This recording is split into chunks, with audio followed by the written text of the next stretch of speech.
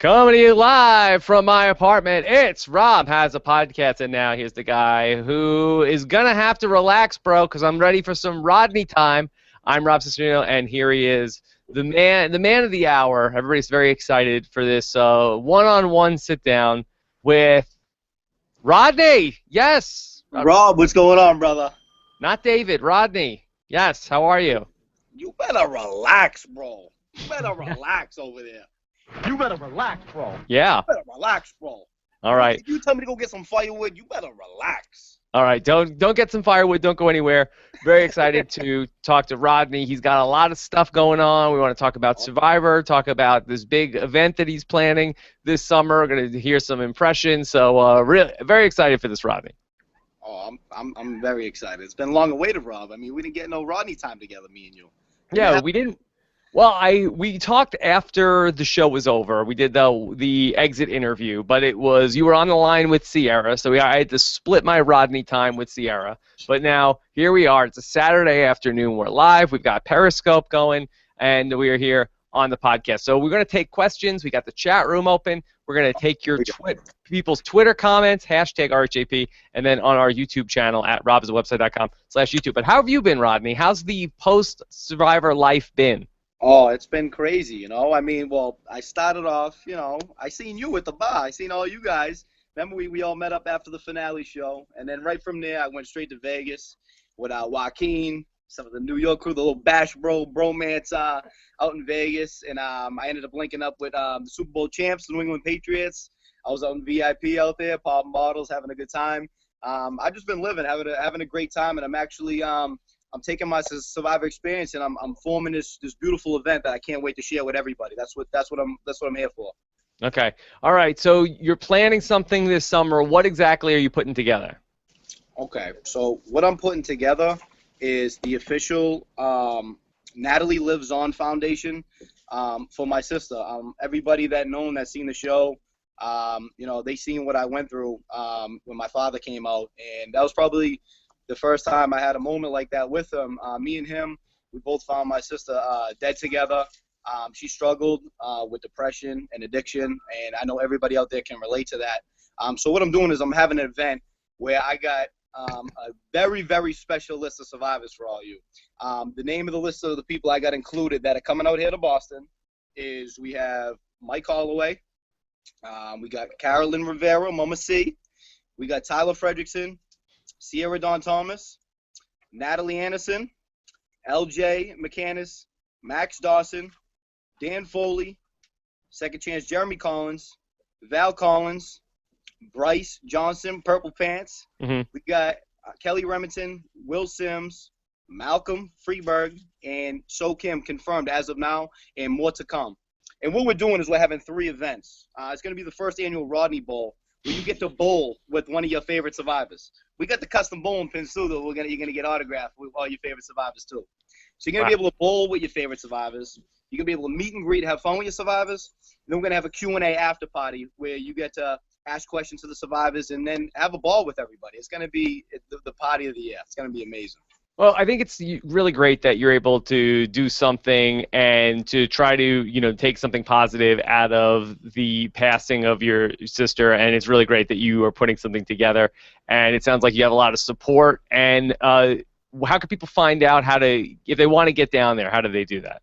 I'm about to make the event live, and on my Twitter, there's going to be a live link that connects you to Eventbrite and also to Ace Tickets. It's the link's going to be up there right after when we're done with the podcast. So you'll be able to go there.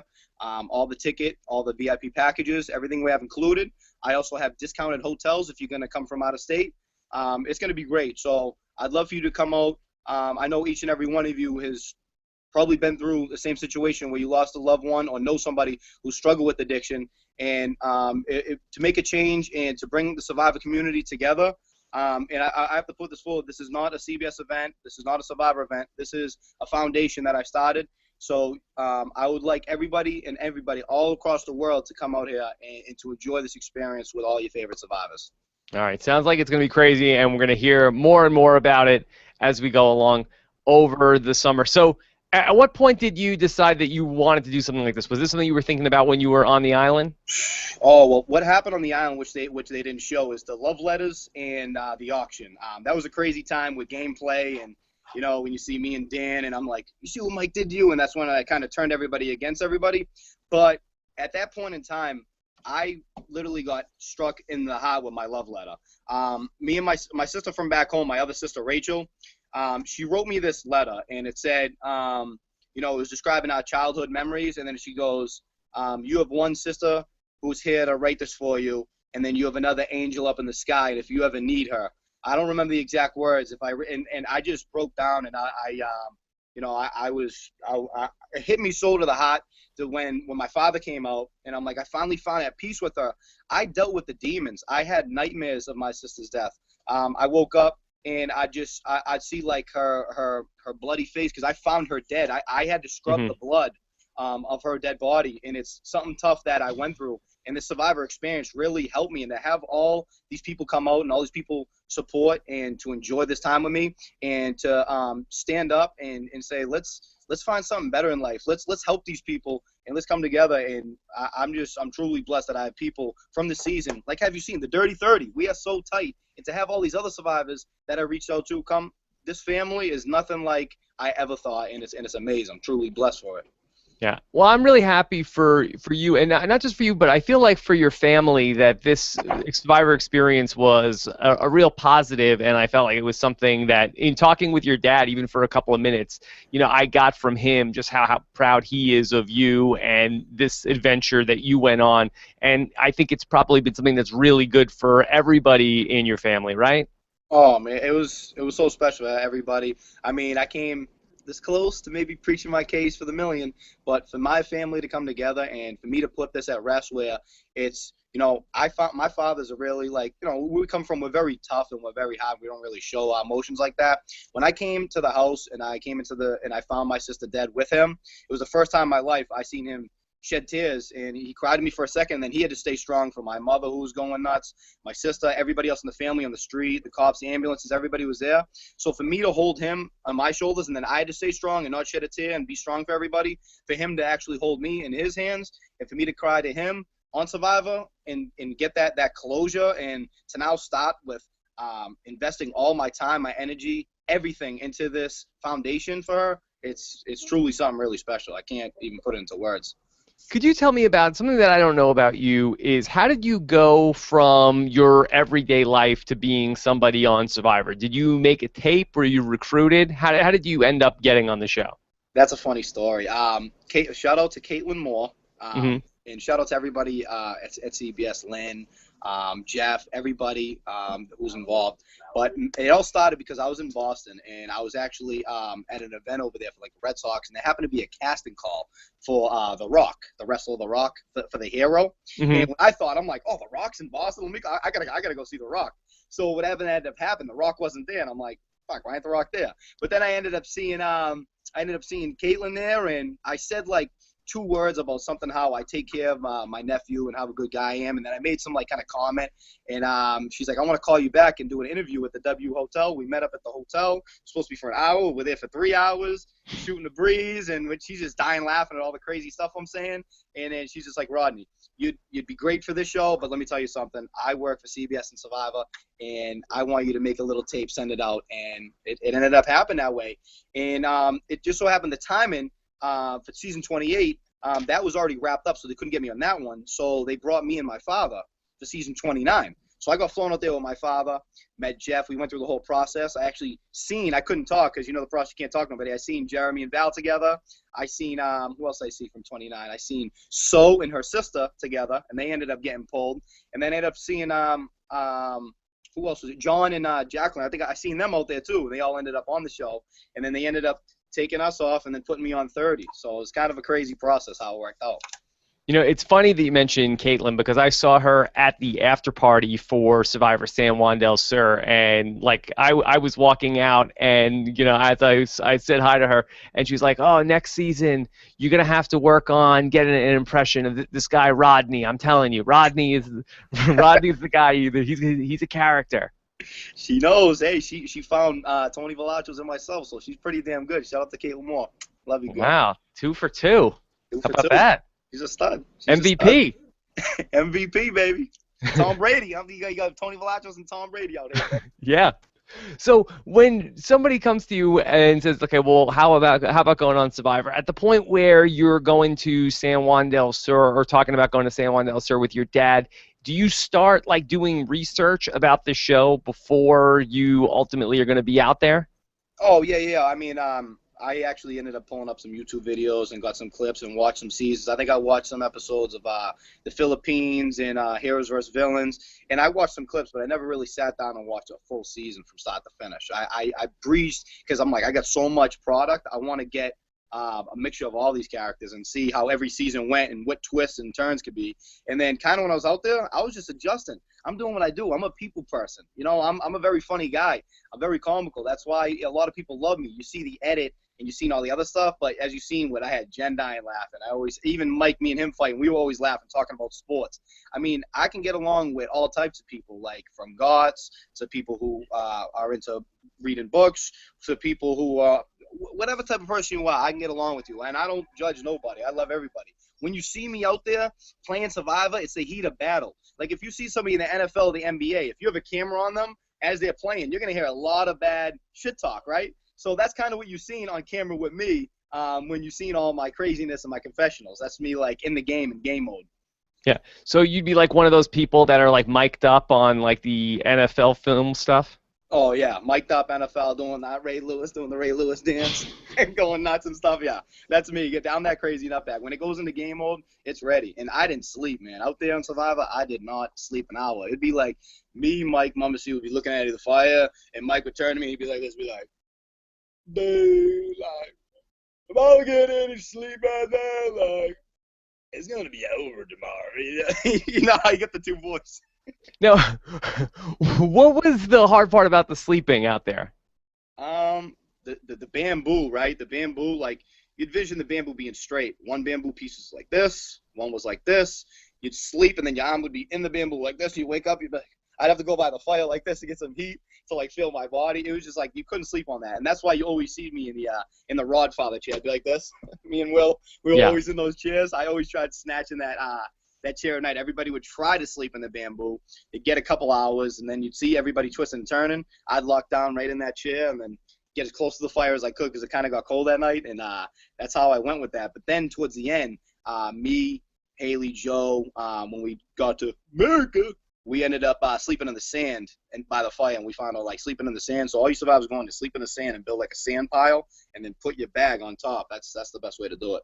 Yeah. Now, did you get pretty messed up playing Survivor? We mean pre-messed up, like physically. Did you have a lot of after post-Survivor? Yeah, after, and I guess during the game. Yeah, I mean, there was a certain time in the game, like, I'm a very clean dude. I take like 3 showers a day. I, keep my bed fresh and this and that. I didn't care about any of that. The only thing about that I cared about was the starvation factor and the food. It was so brutal not eating out there. It was like I just needed to eat something to feel normal. Post-Survivor, not getting all those rewards, but the whole Mama C, I love you, Mama, but you didn't feed me. So what happened with that is after I ended up having parasites, and 2 months I was laid up in and out of the hospital with liver failure and pancreas failure from not eating. So it's no joke. This is why out of 30 seasons, nobody said this show is fake. This show is real deal. So what you're signing up for is what you're getting. It's the real deal. So how laid up were you with those sort of parasites? Like, could you work? Were you really sick? What does that entail? I couldn't do one push-up. The problem when I got on is if you got parasites, what happens is when you I was fiending like sugar. Like when on that final day, I wrote up on day 38. I wrote up my final tribal council speech with a nail and paint from the America flag we painted. I actually wrote up my entire tribal speech. That's how like smart I was going in. I wanted to have bulletproof points. Like even as Gordon Holmes in my interview with him, and the first time I ever met him, he's like, "What do you got in your hand there?" In pen before the interview, I wrote down like points and like bulletproof points of what I was gonna say, and it's kind of like what I did with school. Like, all right, so this is this and that, and this is my presentation. That's how I kind of had it laid out for the final tribal. I had a Mike Tyson bang knockout punch to lay out if I got through there. Like, oh my God. Give it to me. What is the speech? Give me the Mike Tyson speech. Oh, the Mike Tyson speech for the final tribal? Yeah. Well, we'd have to get it. We'll do it later. We'll get into the gameplay because we're gonna talk about gameplay later on. So I'll hit you with the Mike Tyson later. Right now, I'll throw some Floyd Mayweather jabs at you. Then I'll hit you with the Mike Tyson later. Okay. All right. So just talk to me about going out to Survivor, and so you're finally going to do it. What did you do to get ready to go? What I did to get ready to go was it was probably maybe the wrong thing and the right thing. I mean, what Mike and a couple other survivors did is they fueled up on a lot of peanut butter. They got fatter. They threw on extra weight. What I did is I'm not used to not eating, so I went to the gym for like 4 or 5 hours, and when I got home, I'd have like a tiny bit of rice and like a little piece of chicken, and that's it. And then I'd go to bed and I'd be like shaking. I'm like, oh man, this feeling's gonna be horrible. But then when you go to the pregame and you're getting ready for Survivor, you do eat a little bit, and so it kind of like threw off my whole mode of getting ready. So I kind of just went in there like, I'm just going to use my social game. I'm going to use my personality. I'm going to use my charm, and that's what's going to take me. And that's what took me very far was the way I could communicate with people and the way I could have people listen to me. And when I give you a speech and I tell you something, I look in your eyes and I give you that motivation, dedication, you listen. Yeah. Just going back to the prep, so what do you think is the right way now that you experienced it and did what you did and saw how that works? What would you tell people to do? I'd tell people to load up. I'd tell people to throw on as much fat as you can. I think that's probably the best way to do it. I mean, I tried looking all jacked and ripped on TV, but don't do that if you're one of them bodybuilder dudes. That's why a lot of people like me, a lot of people in the gym like 6 days a week and take in about 5,000 calories a day, you are at such a disadvantage. Like, because that hunger, all of a sudden, it hits you so hard. So I'd say, you cut out from working out very hard. Just get used to, like, when you're going to compete. And, when you go to a challenge, you're going to be doing what we do, like swimming, jumping over, going through the buoy and stuff like that. Plan on doing a workout like that and then eating very little, but also stock up on a lot of food so you have a lot of fat in yourself. So I think I do a little bit of both. Get used to the feeling of not eating, but also before you're there, throw on as much weight as you can so you're ready to play the game as well. Okay. So you came into the game and it was no collar, blue collar, white collar. Did you feel like that was an advantage for you to be in a blue collar tribe? Oh, I mean, right when I see my tribe, I definitely liked it because, hardworking people, a lot of people with honor, a lot of people with pride, and that's who you had. You had, Dan, postal worker. You have Mike, Texas, oil rig. You got Sierra, barrel racer. Lindsay, hairdresser, and then you got Kelly, who's a cop. So you have a mixture of like a lot of people who have pride in the work that they do. And it just so happened that the tribe I was on, we were solid. I mean, we won every single challenge, the first or second in the beginning, until we lost that one where Kelly got blasted off the head. But other than that, we were a strong tribe. We were forced to be reckoned with for a while. Yeah. It did seem, though, in the beginning of the game that there was friction between you and Mike, and it seemed like almost that the women were with you as opposed to ultimately working with Mike. Well, what did you feel like was the dynamics of the tribe early on? The dynamics of the tribe early on is I love Dan to death, but Dan was trying to get them to build a shelter, and the girls weren't having it, and he was like trying to tell them, they're like, that's stupid. That is the dumbest thing you can do. Bamboo is hollow. I am a fat guy. It won't stay. And they're like, oh my God, what is he saying? And I'm like, oh, this guy's going first, right? And then this is Survivor. As the game goes and the food doesn't come out and certain people are pushing out the food wrong, certain people say one thing or one twist and turn, then the game's nuts. If you fall asleep, for 1 second and you don't catch one conversation, you're done. So my advice for you, do not sleep out there because 1 minute you're in this alliance and then the next minute somebody pisses you off and then you're in a new alliance. It's crazy. You always got to be on your heels. So what was the thing that changed ultimately? Was it that Dan was on the outs and then he wasn't? Well, Dan, Dan is kind of misunderstood. He's funny. He's hilarious. I mean, the whole comments he made, he really is a funny guy. What happened was Lindsay was portioning out the food that was going to last 39 days. And me and Mike started flipping out together. We're like, we ain't all going to be here 39 days. And we found out when we got to the merge anyway, our bag of rice was way heavier than everybody else's. So we were eating like this little bowl of rice. And I'm like, I can't take this no more. So it was kind of like the food brought me, Mike, Dan, and Kelly closer. also with the added fact that Sierra and Lindsay were braiding each other, like as Lindsay hairdresser, they're braiding each other's hair. They're parading around kind of like how me and Joaquin did. And we were like, those are a power couple. We got to break them up. And that's how we broke that up. They were just in the hammock together. They slept together. They did everything together. So that's another thing in Survivor. Just like myself and Joaquin. Even though you may love somebody, the persons you love and you want to work with, keep yourself apart because it's going to lead into a problem. Well, how do you do that? How do you stay away from the people that you're going to be working with?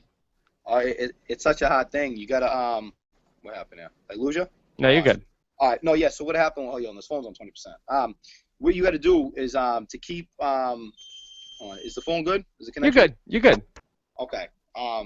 Yeah. What you got to do is you got to like build that strong alliance, and you got to just have that like it's like this crazy trust, this crazy feeling that you're like, you got to build it up, and then. Hold on. I'm sorry, dude. This phone is acting up. 1 second. You're good though. It's good. Yeah. You hold that. Sorry, oh my God. All right. Oh no. All right. So yeah, ask the question again. Yeah. So can I hear that again, Jeff? how do you not end up being that close with the people that you're working with?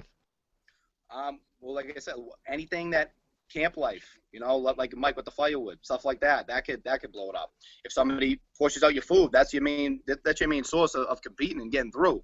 If somebody says one certain thing, like Dan with the whole, your mother's a whore thing, something like that, I could use that against him and then turn everybody against him, which I did at that certain period of time. Or if you stay close with one person, you got to break that up. You can't show that you're a tight two. You got to see that you're a tight two, have that immediate quick conversation that you're tight, and be like, listen, we can't talk. We got to be distant. And when we meet up, it has to be very discreet, down by the river or somewhere where nobody sees. We have a quick talk. Give me your update, and then I'll see you later. Because if you show your cards, then you're gonna get blasted. But I learned that lesson with Joaquin. But then what people didn't see is I got clever with as the game went on. Because then with Will, nobody knew what I had with Will. Me and Will were just like this dynamic duo. Nobody seen it coming, and Will voted with me every single time. Everything that I had and I had planned and I wanted to do, it's like I had me plus one every time. It's crazy.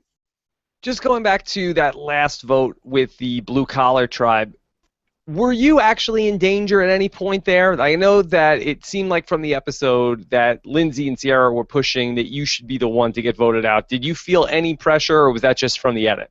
I mean, did you watch how I was like this, laughing when she was making comments? I felt 125,000% confident I wasn't going home that day.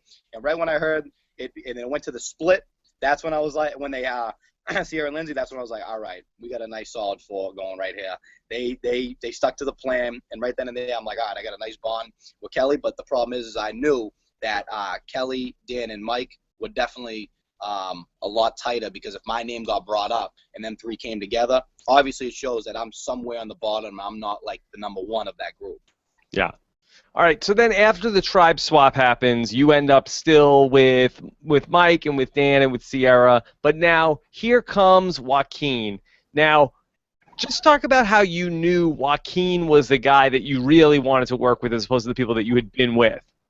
Well, see, the thing with what they don't show you, I love Survivor, but boy, is there a lot of downtime. There is so much downtime. It's very boring. You play yeah. the game.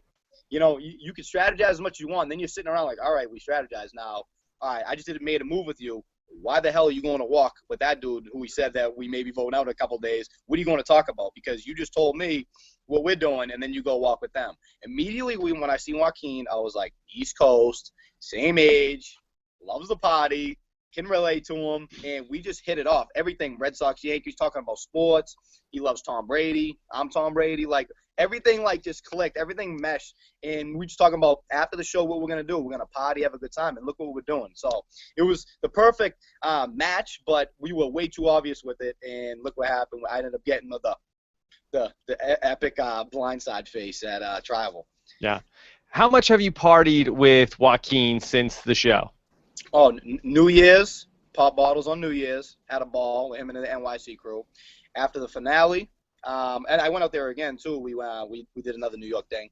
Then we went out to Vegas together with also Haley and Jen went out there too. We all went out to Vegas and we all partied hard out there. And I honestly couldn't do the podcast with you after them because my voice was gone. I couldn't talk for about a week. It was crazy. Wow. It was a ball. And anybody welcome to come party with us. If you want to come party, make sure you come there August 1st. Come party with us. Find out how fun. So you, Joaquin, Haley, and Jen go out to Vegas, and what do you guys do? Are you gambling there, or are you just like going to clubs? Oh, so yeah, the Vegas scene is a lot of beach parties. So we'd have VIP table, models, bottles, bunch of athletes, everything, and we just basically enjoy our favorite drink. Ballers. Yeah, we just have a big time party. We gamble a little bit, but I don't like to gamble. I hate to lose money. So I'll throw in I'll go in there and I'll throw 100 on red. If I lose, I'm like, all right, today ain't my day. I'll throw 100 on black. All right, today is my day. So I pick and choose my gambling. Other than that, we were out there to just be like, listen, I was out there and it was the first time everybody got to see their exit. I'm in the green room watching my exit for the first time and how it's going to pan out. And it kind of hit me because I love this game and I'm so passionate.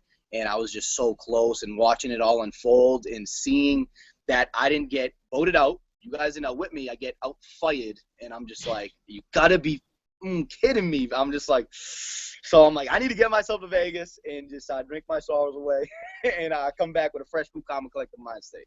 Yeah, the 3 C's. Was that dangerous that you guys get your checks from Survivor and then go right to Vegas? Would you advise that to people?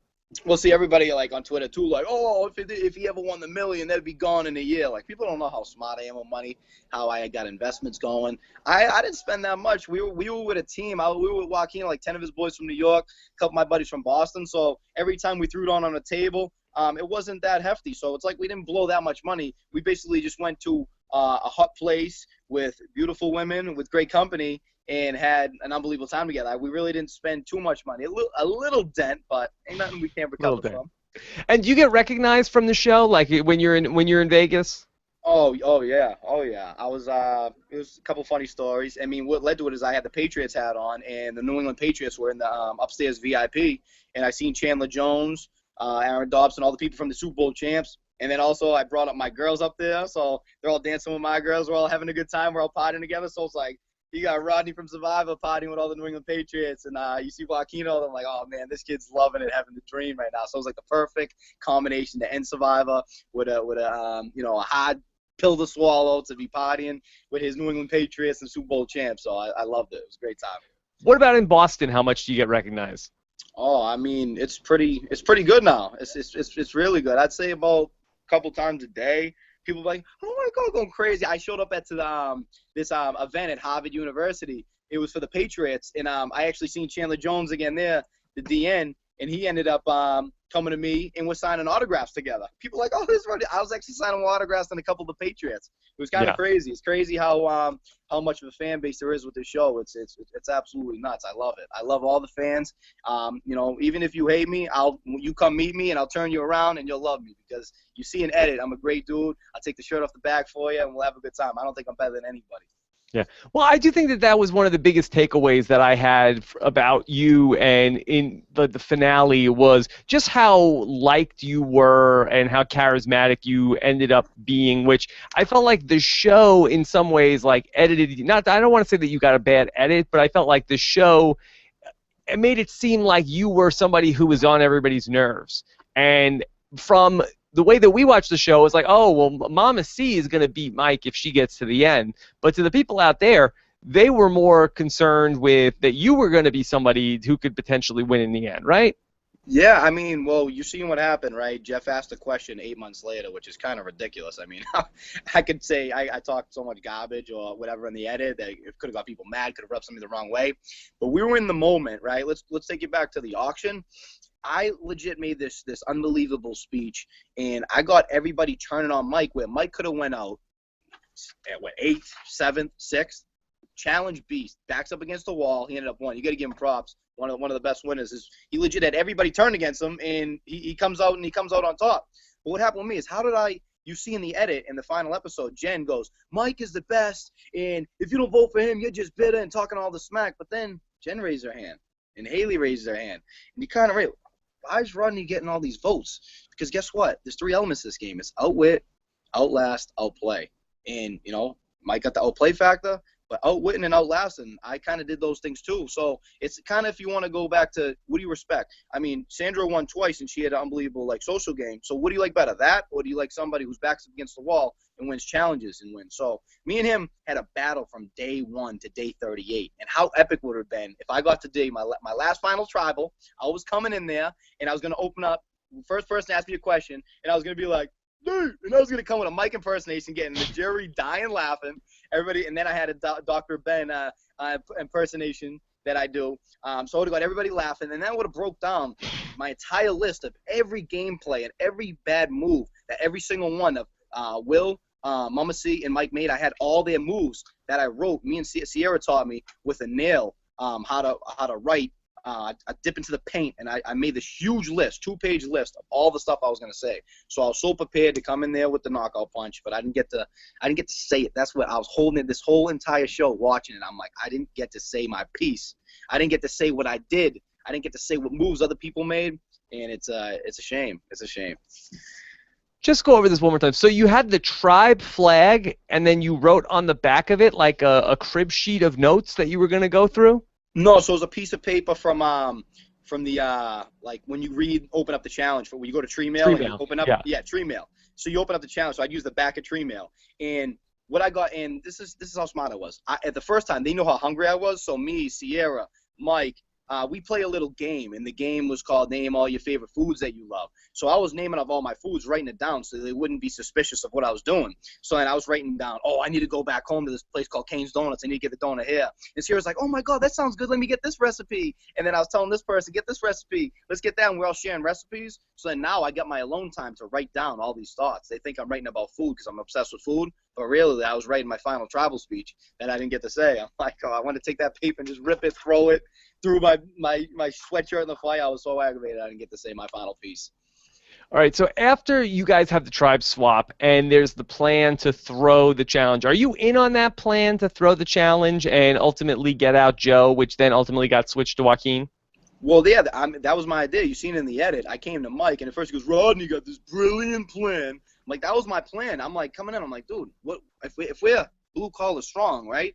Why don't we take out, look at the numbers here. I've said it over and over again. Look at the numbers we have. We pulled up the blue buffs again, and it's me, Sierra, Mike, and Dan, and then Tyler, Joaquin, and Joe. And I'm like, just look at the numbers. It's very easy here. If we throw 2 challenges, we go into the merge, and then we got Kelly back over here. We could come in and be so blue collar strong, it ain't even funny. But then they hit me off, and they lied to me, and it shows you how I'm at the bottom of the alliance. They were scared that I was going to get close to Joaquin because I had 2 plans. I was blue collar strong, but I also was like, listen, you can't be one way in anything. You got to have some backup plans. So I'm like, if I have Joaquin, Tyler, and they're telling me how close they are with Mama C on the other side, I could stay blue collar strong, and then I can also form something on the side. And Rodney's just in the middle of both of these, so I'm just bouncing back and forth. So that's what kind of what my thing was, to always stay in the middle and to stay close with everybody, and that's what I did. That's how I got so far. All right, so then ultimately those guys blindside you and they take out Joaquin. Can you just take me through your thoughts as you realize what just happened? Oh, my immediate shock. You see my face. I had that blindside look, like looking left, right. I was like, what just happened right now? I'm so confused. I'm like, what's going on? And everybody expected back home or whatever for me to flip out, go insane. I just pulled Mike aside. I'm like, bro, I thought we were Scottie Pippen, Michael Jordan, but I'm feeling like Luke Longley. Like, pass me the rock, bro. Like, let me get it. You know what I mean? I thought like we were the 2 honchos. And then right then and there, I go, listen, I am at the bottom of this alliance when we could have just got out Joe, which would have been the smarter thing, because look at what Joe did. He went on a little streak there. Thank God Tyler's a field goal kicker, and he got tough calves, because if he didn't take out Joe right then and there, he could have pulled a mic and ran the table too. So I was like, why are we blindsiding Joaquin? And they said, oh, because you were too close, and we wanted to make sure that you were with us. So right when they said that, I was like, I'm on the bottom here, and now I got to figure out a new plan to get me on top. And that's when I came into the merge, and that's when that story begins with me and Will. All right, so once the merge happens, you start making up this other alliance with people like Will and with Mama C. How did you end up getting so close with a guy like Will when there was really seemingly nothing that connected you two guys? Well, realistically, and people won't understand this, but when I was looking on the other side of the match too, I'd look over, I'd see him, and me and him just had like this kind of like salute, like yeah, and he kind of looked like, and I'd always observe, and I'd see like on the mat when they'd celebrate and win, Will, it would be like Jen, Haley, Joe, and I'm like, all right, so maybe I feel like I don't see Will fitting into that puzzle of them three, and then when I come into the merge and I have this conversation with Will. Joe told me a lie, and he told me that him and Vince were close, and that like, oh, something happened, they blindsided him. When I come to Will, Will's like, oh, hell no. I go, no, them three are tight. They are tight. So I'm like, all right. So I'm like, let's get back to the beach, and we're gonna talk. Because once I found out that Joe lied about that, now I can tell that to the blue collars, and I can give them, some of that information. So now I talked to Tyler as well, which they didn't show that at all, obviously, because you can't tell everything. Me and Tyler were at the bottom because Tyler got blindsided. He was close with Joaquin as well. So me and Tyler felt naked in that situation. So I developed a trust with Tyler, and I pulled Tyler aside. I go, listen, I voted with you. I was with you, Joaquin. Me and you got blindsided. And he was close with Carolyn. So I'm like, listen, I got Will. We got us four. I got the blues, so let me play this blue collar strong. We got the numbers this way, and I also got the numbers that way. And then now that's how that turned up. Look at, bang, you got these people on this side, them on this side, and then I'm in the middle of the merge, and I was just loving the position I was in. That's why I was so funny with all my confessionals and in the back of the tree talking all that. I could feel myself being raised like Rocky Balboa because I just felt in such a good position the entire game. Now, at that point also that you go to Mike and you told Mike that, hey, I've got Will, but he wanted to do a test that, hey, let's tell Will to vote for Haley. The rest of us are going to vote for Jen, right? Yep, that was what I was going to say in my final travel. That was one of the bulletproof points I had right there. Now, did that just make you mad at that point? It's like, okay, let me go ahead and do this because I know that that's going to make Will mad, and then he'll want to work with me more. Well, see, I could have been like a hothead and be like, no, Mike, I got Will, but I didn't want to be so obvious to how close I was with Will. He's like, how do you know you're close with Will? Like, I'm like, trust me, I know. But I couldn't say like how close we were and break down the whole situation of the other alliance I have forming down. So I'm like, all right, just listen and we'll do it. Then all of a sudden, Mike switched up last minute, and we switched it from Haley to Jen, and look what happened. And that's what happened. So it was kind of like Mike's decision right there to switch up, and then that's how Kelly ended up going. And then there's a blue-collar member gone when if he just listened to Rodney, then boom, she would have been out, and then it would have been an easier sale. It would have been an easy sailing.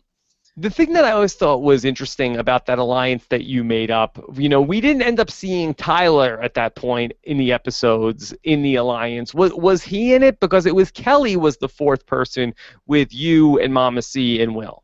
Oh, yeah. Well, yeah, Tyler was involved in that, too, so it was basically 5. When I come to find out, reading stuff, and Kelly told me, too, she was with Mike, but she also, had me in the backup plan. Who knows if she would have ever blew up that plan, or she thought it would have been smarter to go with my alliance or stick blue. So I don't know where that would have went, but it was us 5. It was Tyler was thrown in the mix there, too, because I solidified my trust with Tyler, because with the Joaquin thing, that was idea. We told, Tyler, this is what we're doing, and we thought Sierra, who was the flip there, was going to go forth, and then it ended up being Joaquin gone. So I solidified my trust with Tyler. So we were all on board to be this axis of evil, and it worked out. Yeah, maybe in some way that was a lucky break for you that Kelly ended up getting voted out because maybe she was the mole and she was going to end up like Mike's ultimately going to find out what's going on pretty soon anyway. But yeah. Maybe she was somebody who was working from the inside, and maybe we don't know if you were the backup plan or you were the real plan. Yeah, that absolutely. Oh, you're telling me right. At the time in the game, I was like, oh, Kelly, she's my. But now looking back, I'm like, wow, hearing her thing, she was close with Mike too, so she was kind of playing both of us. Who knows what way she would have been? But now looking back, it's kind of a blessing because now the plan went smoother because she could have blew it up, and then she would have had the numbers with them 4, and then they win 1 immunity, and they could have dissected the whole axis of evil. So it was perfect how everything actually ended with her going. I love you, Kel. I never want you to anything. She was a game. I love Kelly. She's the best. Well, that's the crazy thing about Survivor, because sometimes on day 19 you could have the backup plan, and then by day 21 the backup plan is the real plan. So that's why it is good to, like what you're saying about having 2 different ways that you can go. If you options and numbers, that's what I preach all season. Option. If you don't got the numbers, then you better figure out how to get the numbers, and you better figure out how you're going to be on top of those numbers. Because if you're just a number at the end and you weren't the leader behind it, who's gonna give you the votes? You're gonna consider the what they call a goat or coattail rider, which I was not. All right, No, I you was were not not. a goat. So, at You this thought, hey, you thought it, Rob. Don't lie, you thought it was a goat. Look, I did. I didn't think that you were as much of a factor as you were. I thought that you were right there. All season long, we called this show Goat Island, and we said, okay, well, here's all you have to do if you're Mike or if you're one of these people or Tyler or Mama C, is get to the end with some combination of Dan, Will, and Rodney. And I have to say that I have revised that opinion I think I've taken you out of that mix for Goat Island. Oh, I mean, absolutely. I mean, the finale, you get three hands raised, and Rodney doesn't get to do what Rodney does: eat food and talk some shit.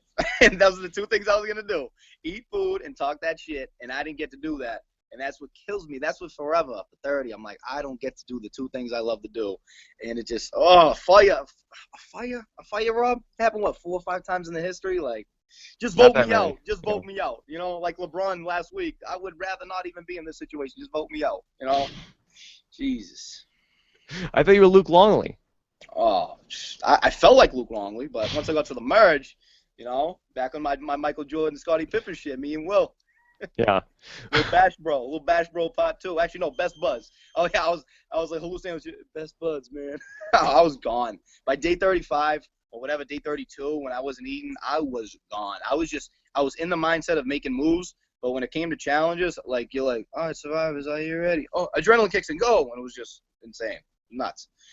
All right, so then at this point in the game, this is when the no collars start to go off, and that's Haley, Joe, and then ultimately Jen go off the board 3 in a row. And this is also at the same time of the game where Mike discovers what you and the other guys have in store for him, and he ends up from being somebody who's sort of in this big alliance to somebody who's going to become the big target. Now, how did you guys screw up and let Mike find out that he was going to be the target? I think what happened was we had a talk where Mike was I mean, you seen how we found the idol. He was being sneaky. He was always very sneaky. I'm like, that's what you got to be in Survivor. You got to be sneaky. So he got up in one of our conversations, and I think he got a hold of how close we were. And Mike was so wrapped up in the game that he was smart. He was out there and he had the information. It's just to use that information when we're reading our love letters from back home at the auction, and bad timing. He had the perfect grasp on the game and what was going down, and he could have blew it up, privately, maybe like 5 hours later to Sierra and Dan after they're done with their love letters. But he struck where the iron was hot, and that's when the famous "You better relax, bro" came, and that's what happened. You better relax, bro. Yeah. You better relax, bro. So talk to me about the auction and how it ultimately unfolded, because I did feel like this was a huge moment in the game, and I thought you played this particularly well with being able to bring over Sierra and Dan to your side at that point and really turning this around against Mike when he has this lapse in judgment and then ultimately tries to blow everything up back at camp after everybody gets the letters. Well, I mean, yeah. I mean, first, what helped me was the whole thing with Dan when he goes, he didn't do it. And he pulled that stunt right there.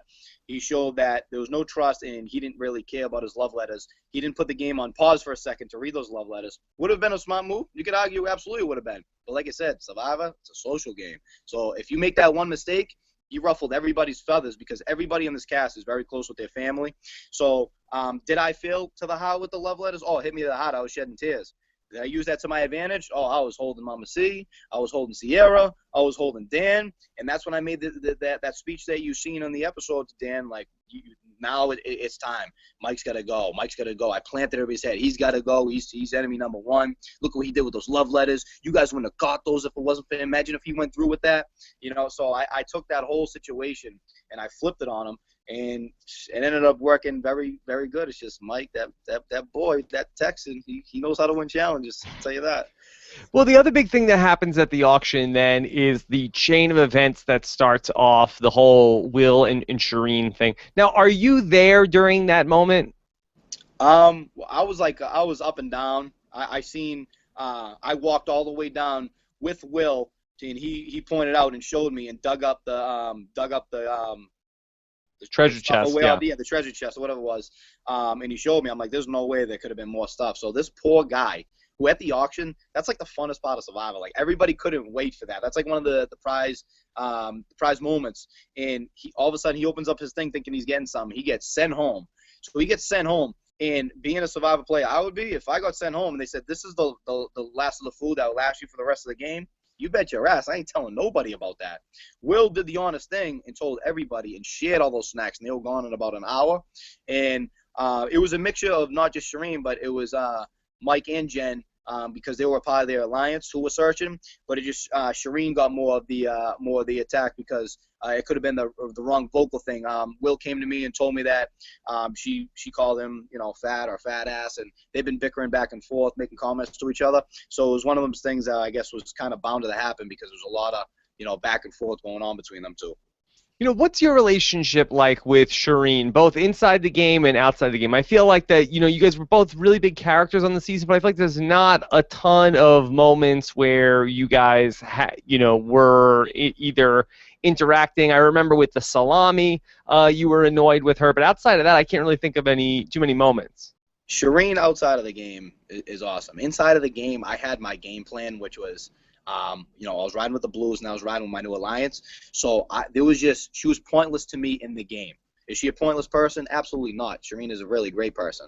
But in the game, I'm like, listen, this is a game of numbers. You don't fit into my numbers. And when she thought her, Joe, Haley, Jen, they were all harassing me at one point saying, Rodney, you're at the bottom of this Blue Car Alliance. Like, what are you doing just being at the bottom? Why don't you come over to us? And I'm like, I know, guys. I'm on the bottom. I'm in so much trouble. Like, but literally, no, I sent all of them on the jury with all my decision making.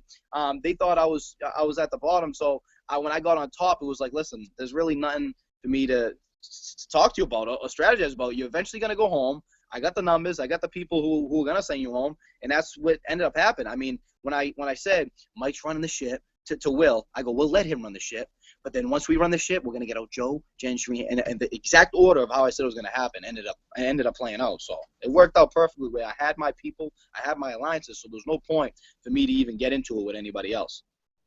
So when the whole thing ends up happening with Will, did you feel like that was a good thing for your game because it was something that really, divided the group more and put certain people look like, Mike and Shireen were more on the outs, and at the same time, Will looked like a guy who was going to be less popular in the jury?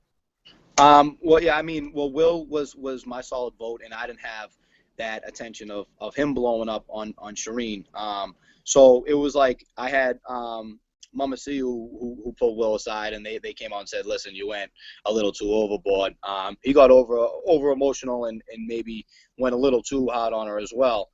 So I knew that, like, listen, I mean, the attention it ain't on me. I mean, she don't really hate me, and I could maybe win her over in the final jury. So yeah, I mean, that could have brought a little light on me. That listen, I didn't do nothing to screw any of you over. And if you look at my game, I didn't really do anything crazy cutthroat. I mean, if you look at how it went down, I was on the chopping block with Sierra and Lindsay, and then made it through there.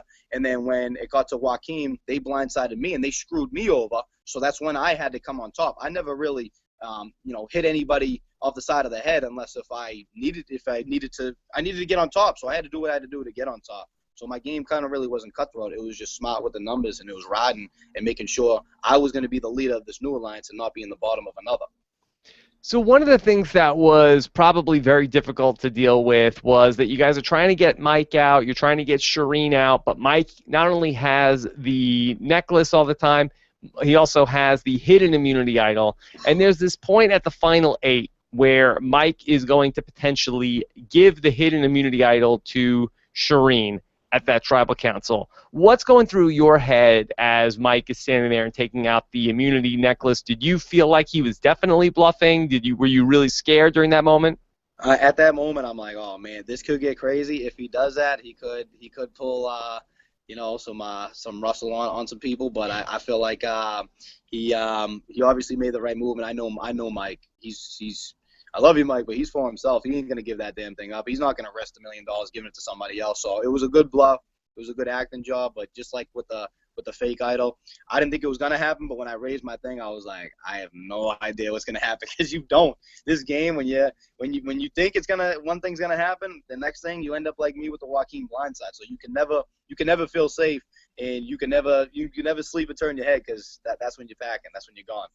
But in that tribal council, ultimately, Mike still says, Dan still got 2 votes. And he mentions that. What is the damage control like for you at that point? Because I think that must have been so hard to do, to keep the 6-person alliance and not let people know that they're at the bottom to ultimately flip.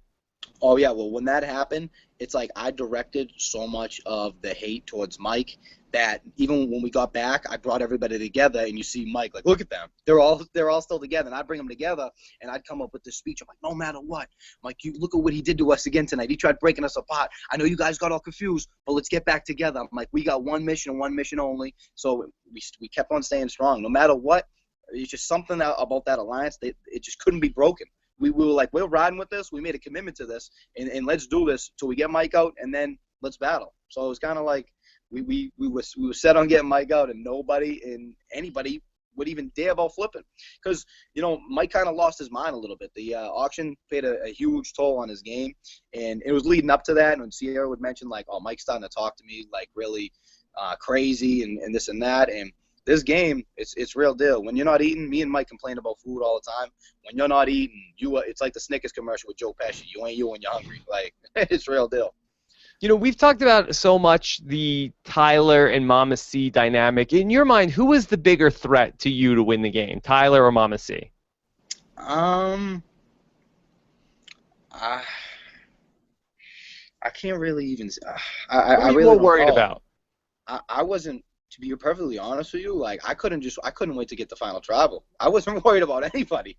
I couldn't wait. It showed you with the 3 hands get ready. I wasn't worried about anybody because for Mike, who was everybody's saying is one of the best of all time, for me to get 3 votes, I was like, I really wasn't worried. I just needed to get there and let me preach my case on why I should be there, and let me throw in those impersonations, all that funny stuff. I really wasn't worried about either one of them. They were just a part of my team to get there, and then when I got there with them, may the best person win. But I felt like the way I deliver and the way I was close to people and the moves I made that people were starting to see. And when you come out and you read these exit interviews and you see Haley propping me up saying, I'd give the most underestimated person to Rodney. And you have Shireen saying he's like Dumbledore or some Harry Potter character who led a bunch of people. And then Jen switching up her vote. It's like if I got them, and at the time, me and Sierra, when we were there and she got voted out, she was close with me. I may have got Sierra.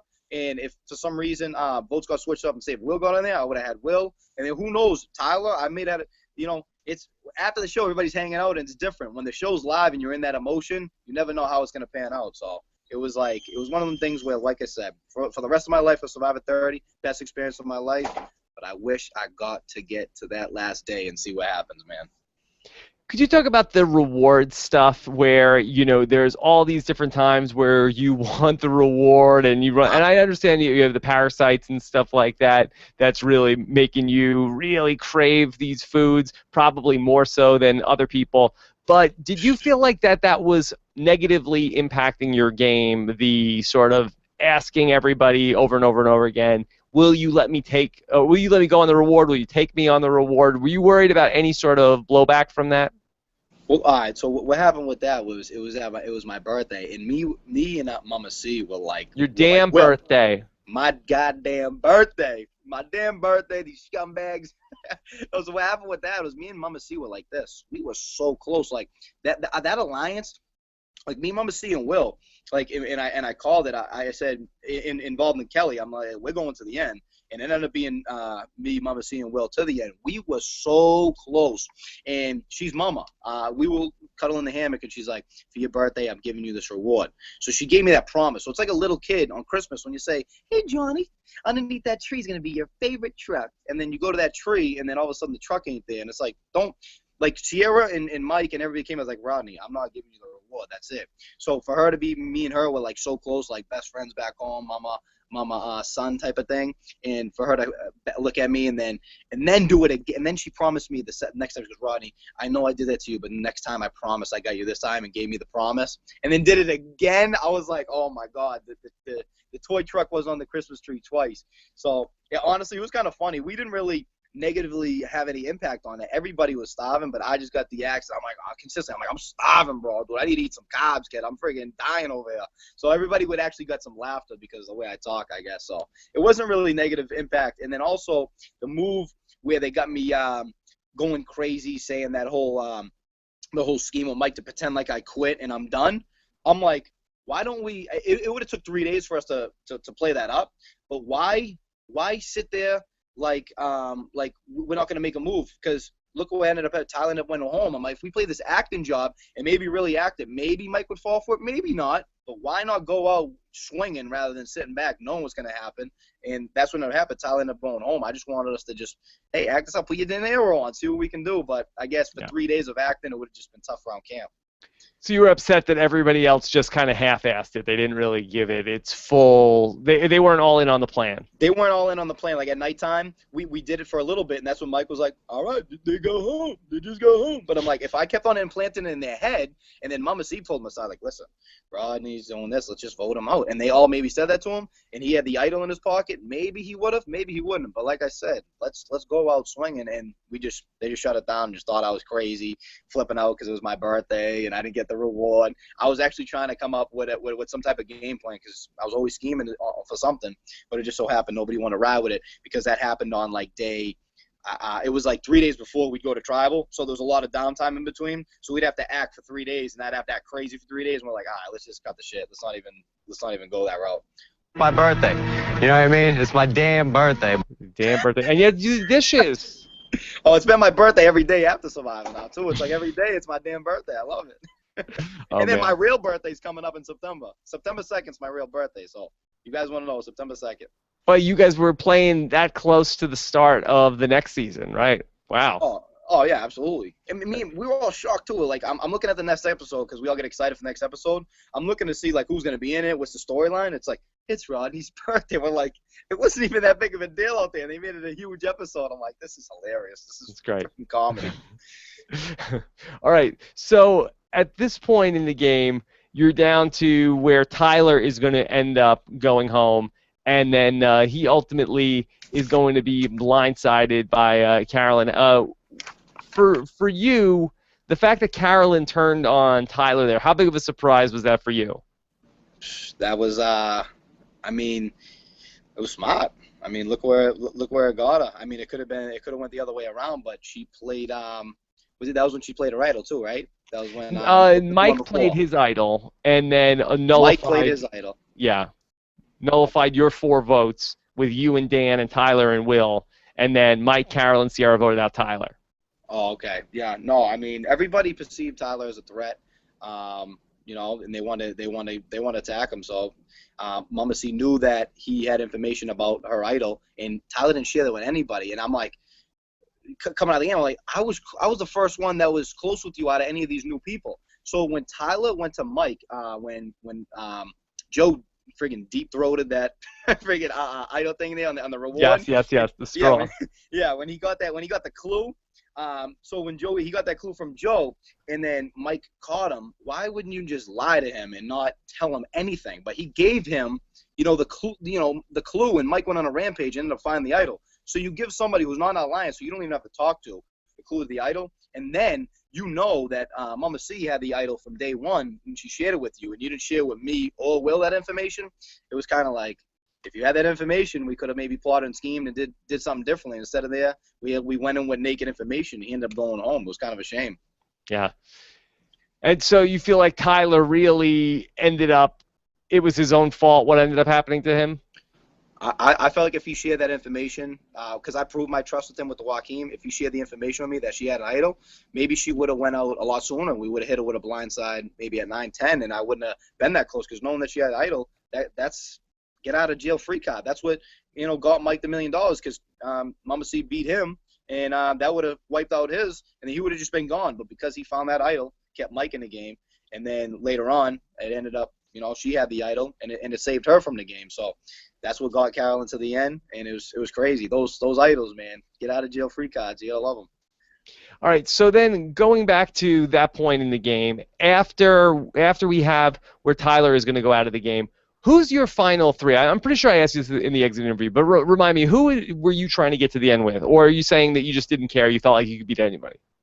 I felt like I wanted to go. I wanted to go next to Will because I mean it was like my undercover best bud, and what better way to sit there with one of your good friends that you just did all this work with? I mean, at the merge, he was at the bottom of the no collar. I felt like I was at the bottom of the blue collar, fresh getting blindsided, and then we get there to the end together, and then I was hoping it would be me.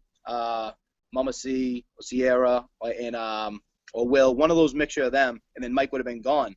But obviously it didn't turn out that way. So I wish it would have been me, Will, Mama C, or Sierra, one of that mixture, or Dan. And any of those right there, Mama C, Dan, Sierra, any one of those, I would have been comfortable with it. Obviously Mike, just like how you seen with the boats, it would have been a crazy battle. Now, did you know about Dan's advantage? Oh, Dan told me right away. I knew Mm-hmm. me and Sierra were the first people he told the advantage and shared to. But obviously Tyler went in the bag, and I found out because Tyler told me that he went in the bag too. So like I said, I had blue collar information and I had access of evil information. I had information coming from both sides, like all times of the game. So it was beautiful for me. I was always on top, and I knew what was going on, like at all phases. It was unbelievable. Okay, now this next vote is when Dan ends up getting voted out. You guys are trying to vote out Sierra at this point. That Carolyn ends up playing. I'm sorry, so you guys are trying to vote out Carolyn at this point. Mm-hmm. Carolyn ends up playing her idol, and then it's ultimately Dan that's going to go home. How big of a blow to your game did you feel like this was, or were you just like, hey, we got to get rid of Dan anyway, this doesn't really matter? It was a little blow because, now thinking back, the reason why I started gunning for Mama C is because, I was kind of in that leader role, and she did that whole thing with the rewards to me by lying to me and by promising me 2 rewards and then doing that. Just something little like that in the game. Said, you know what? I want you out now. I'm done. I'm done with you. So I focused all my attention towards Dan and Will, and we had a solid thing going on there. And then when she played the idol and Dan went, I was like, oh boy.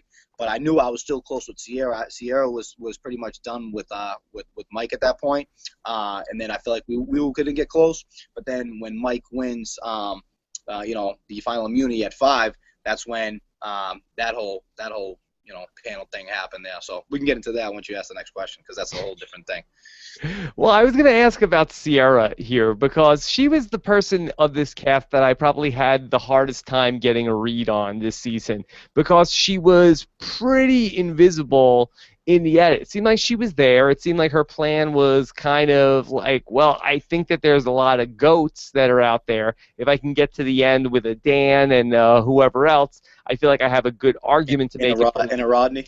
At the well, time. I think from what she was saying, it sounded like she felt like she could beat you. So what was her deal out there?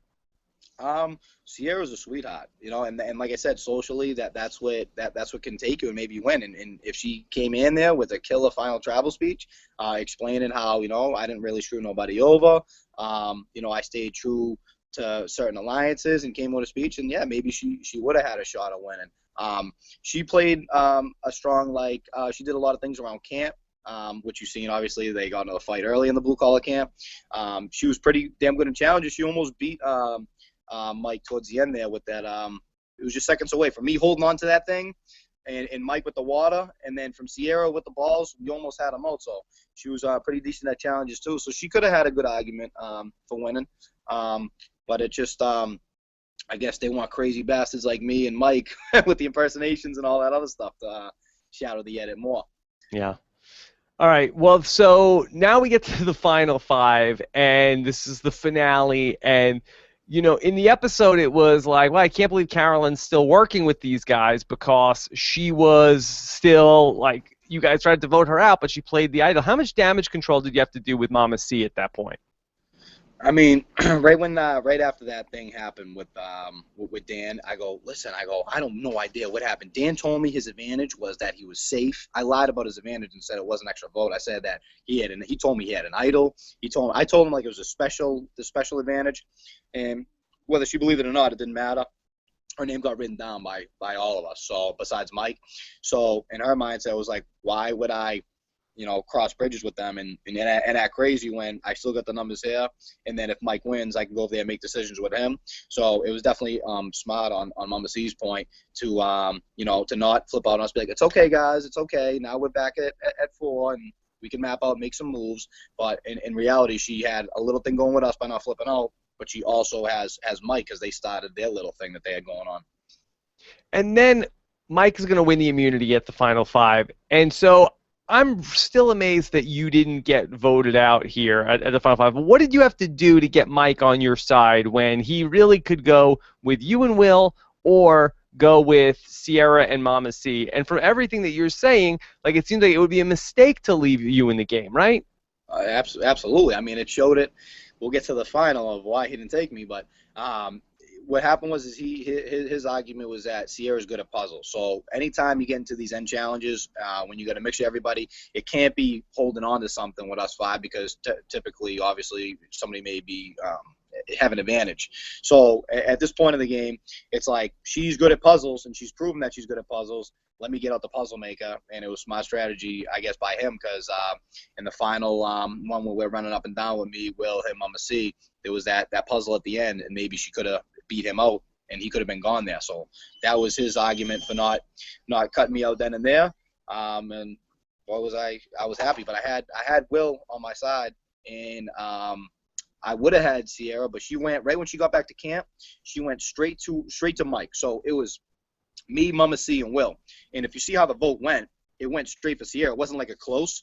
Mama C voted with me too, because what I did is the same way I'm starting this foundation. I looked at Mama C. I go, listen, I know we've had a lot of fights. I'm like, but read this tattoo on my arm right here. I'm like, I ain't no Johnny Fairplay lying about this stuff. I swear on my sister's soul, I'm putting Sierra's name down. So if you want to guarantee yourself in Final 4, and you got Will sitting here right there, it's us 3. We go into the Final 4, and that's it. So put Sierra's name down, and I guarantee you in the Final 4. And then look what happened. It wasn't like there was a couple of votes you had to read. It was a sweep, clean bang. Sierra's gone.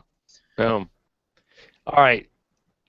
This is now ultimately where things end up going down. Can we get into the impersonations? We got to talk about this. Well, just talk to me about this. Where did you feel like Mike betrayed you? In that, did you feel like that you made a deal with Mike to go to the end with him and Will, and then did you feel like he was going back on whatever you guys had worked out to then ultimately vote with Carolyn here? All right. Well, so this is what happened. I mean, if I'm this quote unquote GOAT, and you want to win $1 million, wouldn't you bring me? Wouldn't you just bring me and then let's get the easy sale to $1 million? But with Mike, and if you go back to like episode 8 when he's going to Dan, he goes, all of a sudden, Rodney, he's everybody's best friend now. He was seeing that like everybody's gunning for you, Mike, and why? And he asked that question, why is everybody gunning for you? And it was because of me getting everybody in the head that like this guy, you got to get him out. He is public enemy number 1. So he realized that I flipped on him, but initially he flipped on me with the whole Joaquin. Like, you threw the first blow, and then because my blow was stronger and you had an idol to save you, bringing me to the end, he felt like, oh, you disrespected me, so any blue collar that was there, I'm not letting a blue collar there, and you got to go do a fire-making challenge. Now, if that's cool, if you want to go do a fire challenge, that's cool. But why are you teaching her so much? You brought her down there and taught her to beat me? Why didn't you just let her see his battle if you just wanted to teach me a lesson? The fact of the matter is why the vote came out. It came out 5-1-1, and you get your raise your hands at 3. If I got to that final tribal council, Rob, I'm telling you right now, the story could be different, could be very different, and then I could have like a little hero edit because Mike got an unbelievable edit because he won. If anybody's gonna win, whether it's him, Tony, whatever, the edit's gonna be specifically to you. So obviously you didn't know I was winning, so they had to make it edited a certain way to the winner. Mm-hmm. So the edit could have been flipped and totally done up differently and made me like this absolute social monster. But because I came in 4th, it all boiled down that way. So for him, it was like the ultimate betrayal. I'm like, let's just get to the final 3. You got your goats, Rodney and Will and Mike. You got your goats and go ahead and win it easy. But then right when I heard that I'm gonna do a fire challenge, I'm like, are you kidding me? I haven't ate in like 10 days. I'm shaking. I'm shaving this flint off my knuckles. My knuckles are bloody. I was like, this is absolutely crazy. It was nuts. And were you good at making the fire? Is it just that you were nervous and your hands were getting sweaty during that? No, it's funny. Me and Mama C were the fire makers for the tribes. But what we do is we take a piece of wood, take it into the amber of the fire, and then we bring it over, and we'd actually put it in these certain leaves that would clear out all the mosquitoes at night. So me and Mama C were the ones who always made the fire at night. And it just so happens we're going to a fire making challenge, but we never used a flint out there. We always got the fire started with the bamboo. We never had to use the flint. So the flint was just sitting there. And I was just hanging with Will, and I'm like, best buds, man. We made it to the end. We're about to say our final speech. And then Mike's down there by the river teaching Mama C how to do a fire.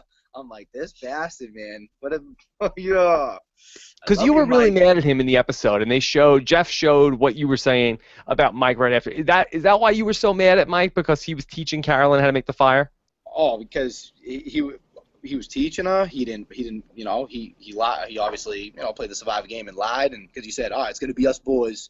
We have a nice big dinner tomorrow." Like, and then I come in and I'm starving. I'm like, "Oh, nice. I battled. I made it all the way to day 38. All I get to do is wake up, eat food, and then talk. No more challenges. No more nothing. Just talk and face my jury and just say my piece." But then I gotta come to tribal where I'm like this. I'm already shaking because I'm starving. And then I got to go and start up a fire? I'm like, you kidding me? So you got blindsided by the fire. Oh, the fire was an absolute blindside. I didn't know. I thought Mike was going to just make it easy. Like you said, I mean, bring the two go-to. Don't do nothing around camp. All they do is just sit in those two damn chairs and do nothing. So I'm going to bring them to the end and win the $1 million, And so that's what was going to happen. Did you know that the tie at Final Four was going to be to make fire? I did know that. It just didn't sink into my head that it was going to happen. I just thought, it was that time that it was just going to be us three. I just didn't think he really was going to put me through that. And right when I seen that, he gave me the smile on his face. I'm like, oh, you bastard. You just ate a nice meal. You got to see your mother. You got to put her through the maze. Like, you eat some nice peanut butter and jellies, whatever you got. I'm sitting here starving. We're eating, now we're down to the corn feed that you feed the chickens.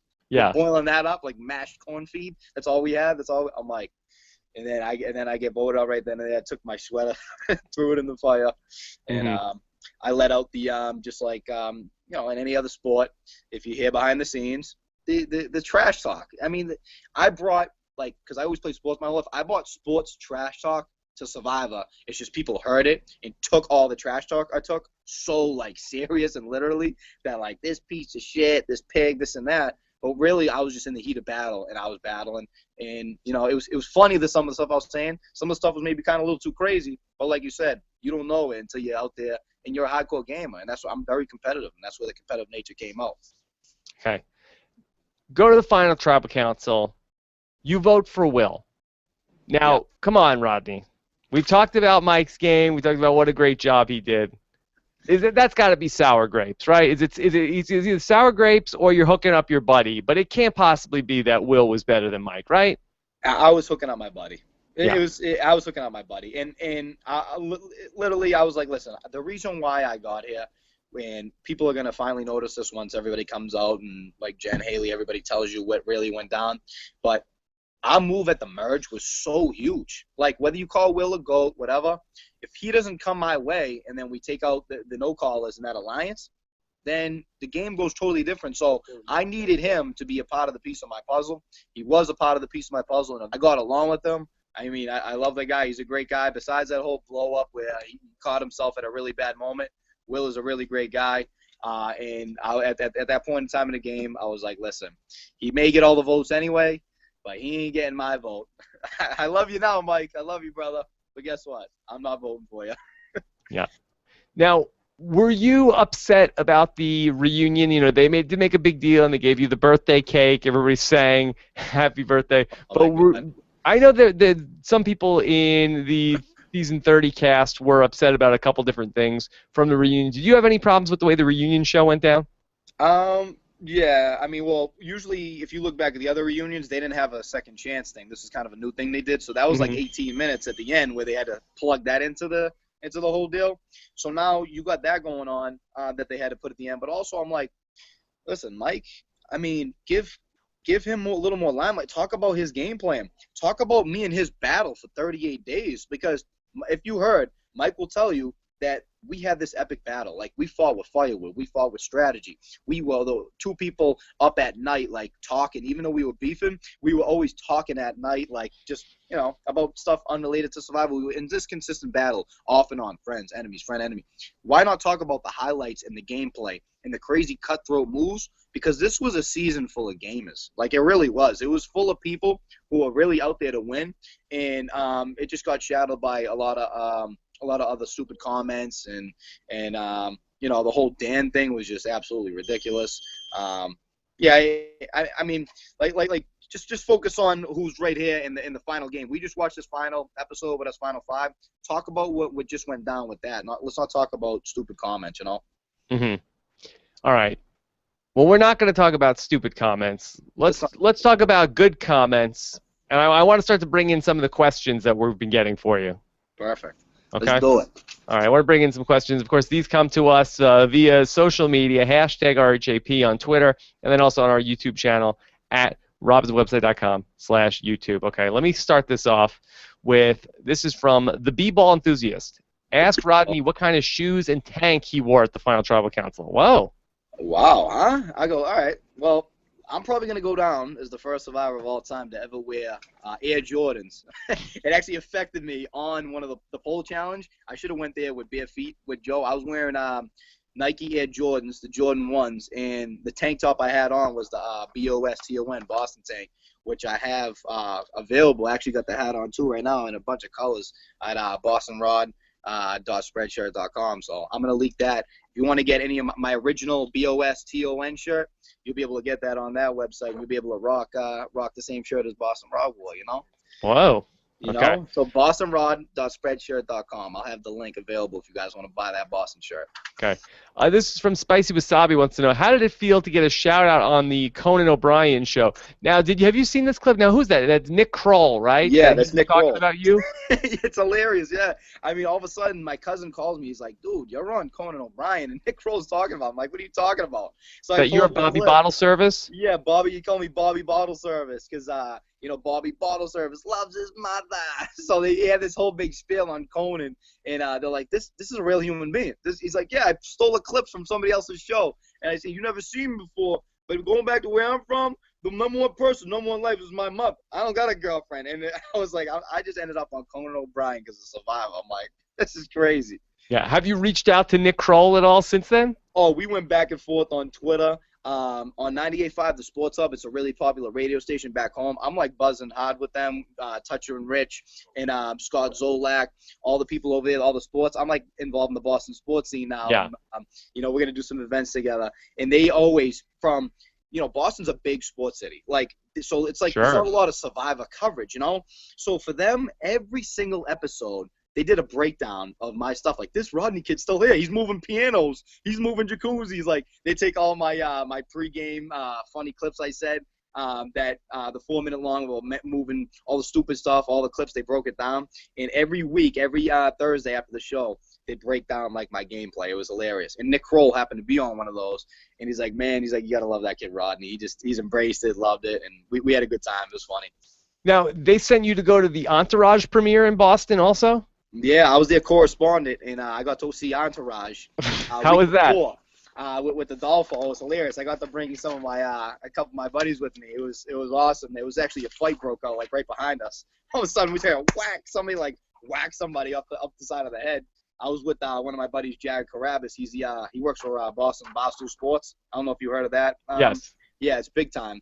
But he was just involved in a huge story with Pablo Sandoval. He's the one who just got him suspended because he tweeted out on Instagram that Pablo's texting during the game, and now he's like this big sports figure that he got Pablo Sandoval bagged for just tweeting and benched on his Twitter account. It's crazy. You guys on your podcast and your Twitters get people in trouble. Getting people in trouble. Yeah, that's what we do. Can you give us some reviews of the Entourage movie as different survivors? Compare certain Entourage? No, can you give us how would Max Dawson review the Entourage movie? Well, watching Entourage in actually taking in my Survivor knowledge, I'd say yeah, Rob. I'd give it a solid A. It was a solid A on that report. I'd have to say that Vinny Chase maybe needed a little more airtime, but Johnny Drama was phenomenal. I mean, it just goes back to Survivor. When I was a little kid, it's all I dreamed about. In forming this Dirty 30 with all my survivors, I feel like, yeah, I feel like I need to watch Entourage with all Dirty 30s. Yeah, they are an entourage. Great job. Put Matt Dawson down. Okay, great. Can you give us what's the Dan Foley review of Entourage? Dan Foley review of Entourage? You know, it could have been a little better if you had a couple of my friends from Maine. Because down in Portland, Maine, every Wednesday, we all partied at Thatcher's, and boy, was it good. What about ways you can think about it, Rob? You can either think like a man, or you can think like a woman. Okay, honey, you're right. wow?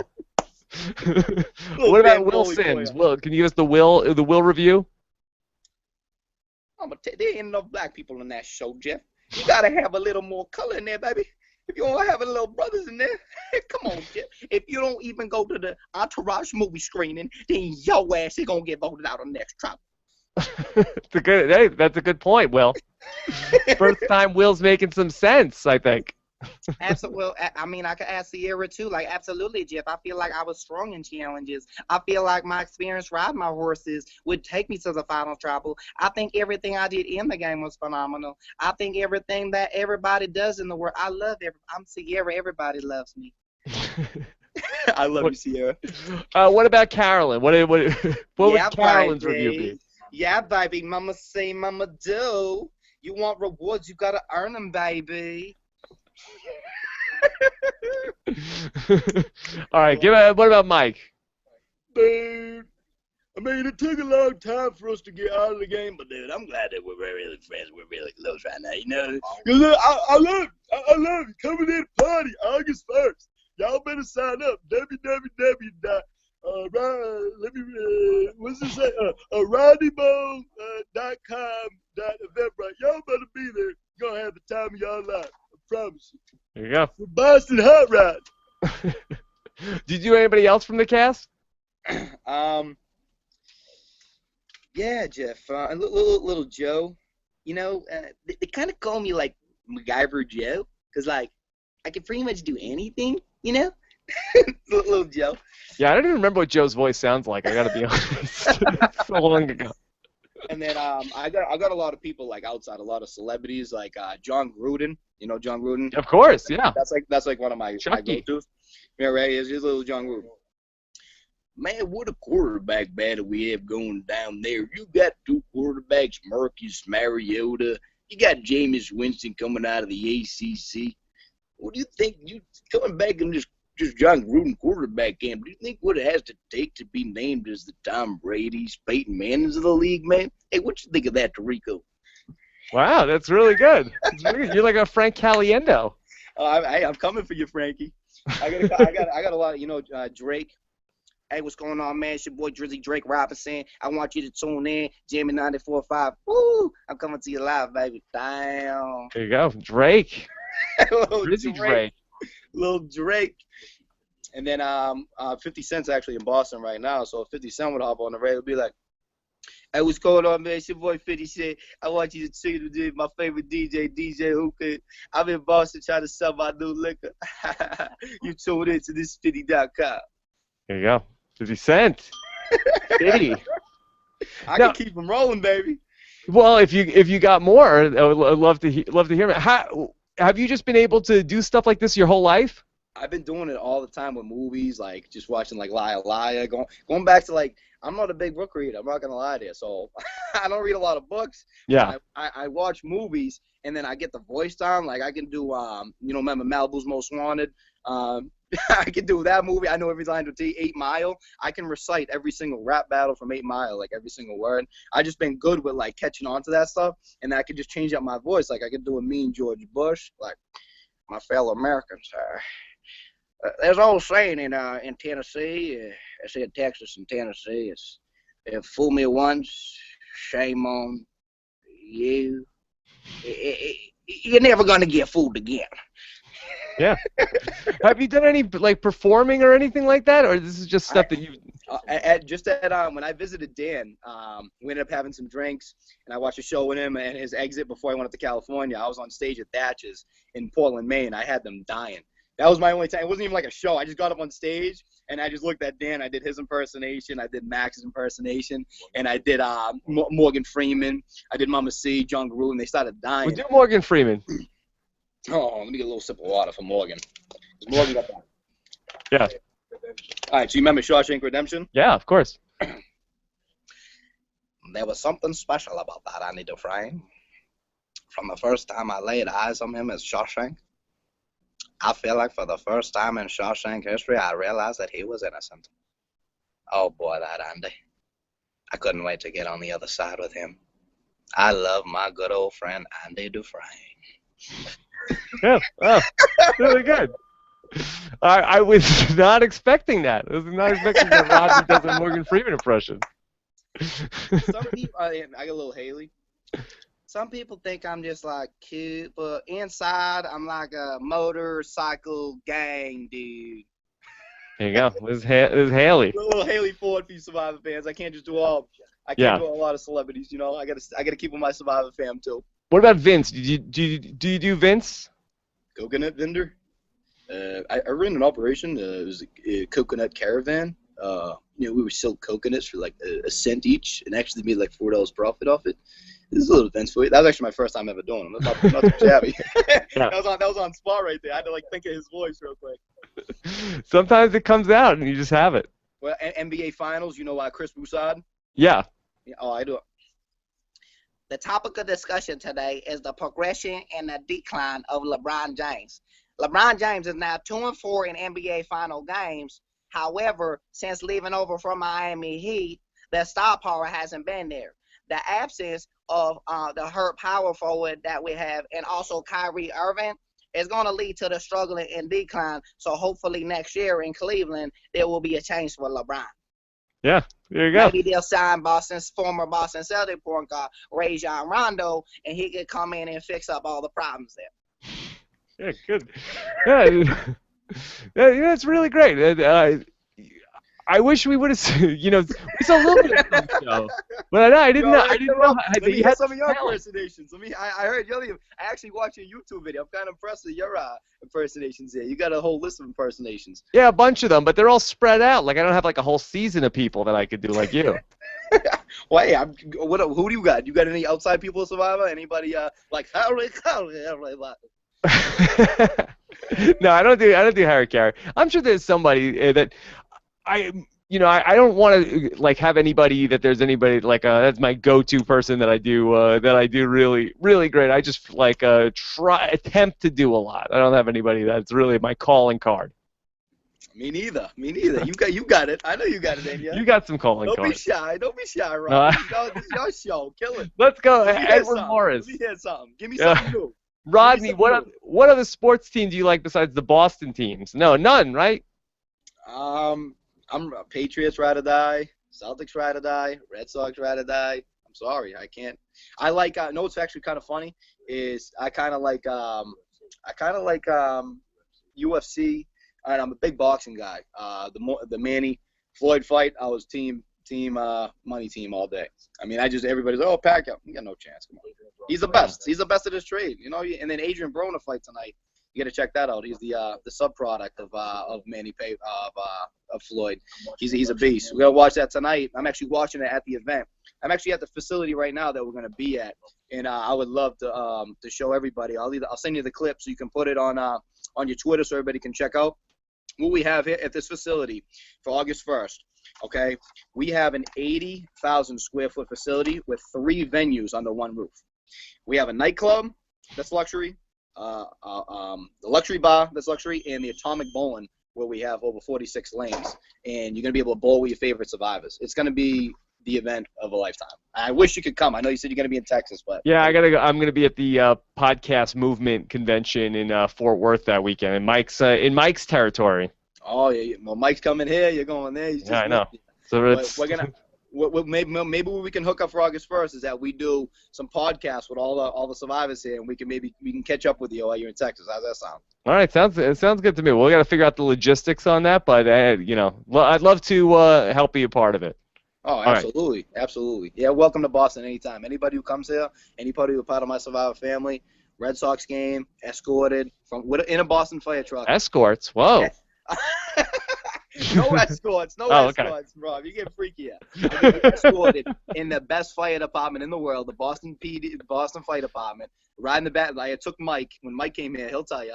I took him in the back of the Boston fire truck. We pulled up to Fenway Park, went in there, get you nice premium seats, level ball, take you back to the venue, and I'll show you what we do.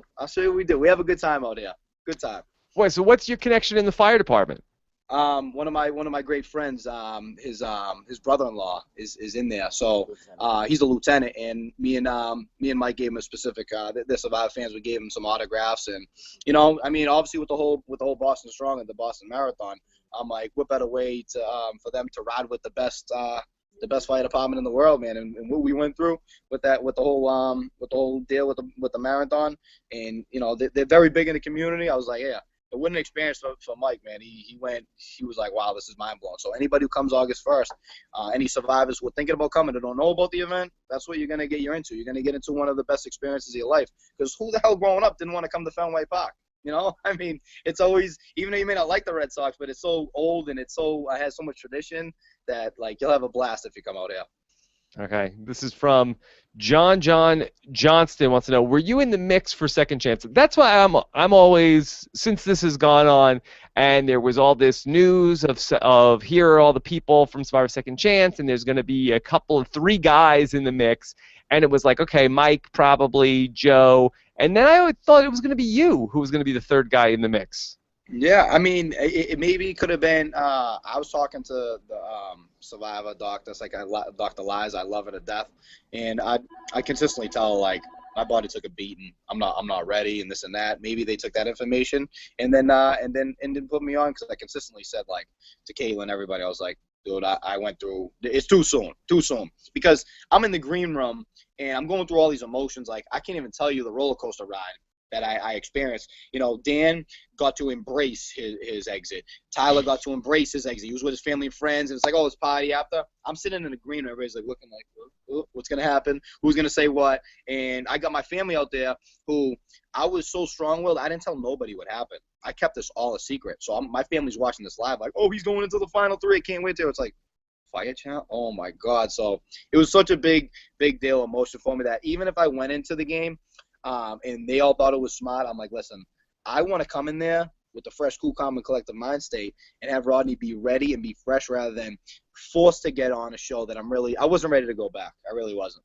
Yeah, I think in some ways, I think maybe you dodged a bullet because I'm not sure if America was ready for, especially with like the edit that you were sort of the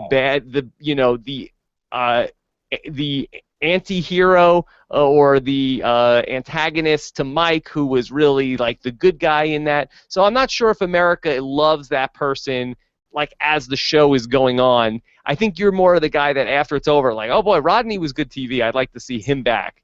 It's the kind of thing.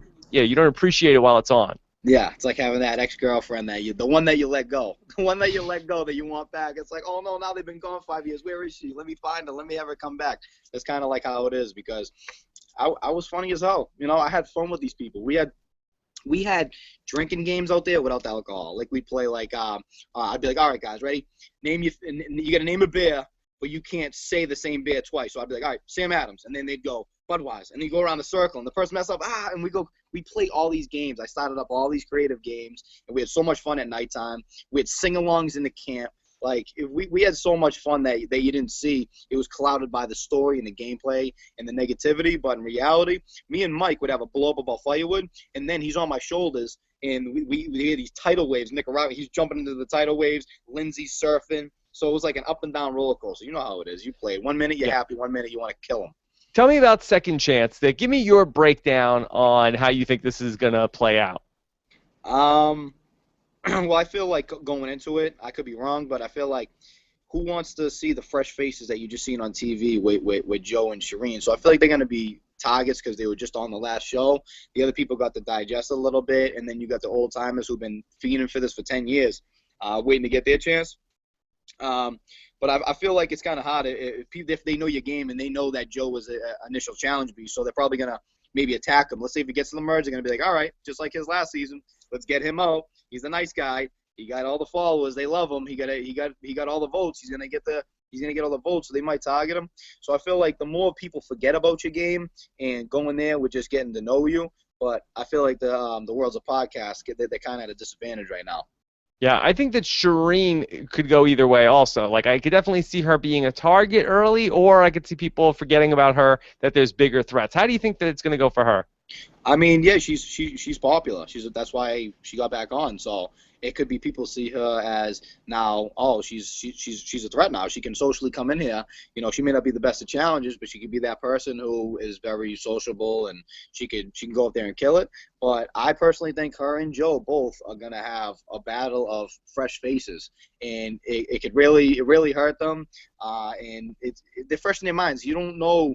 And you don't remember maybe somebody from season, you know, how far back is one of the other seasons? Maybe like season one.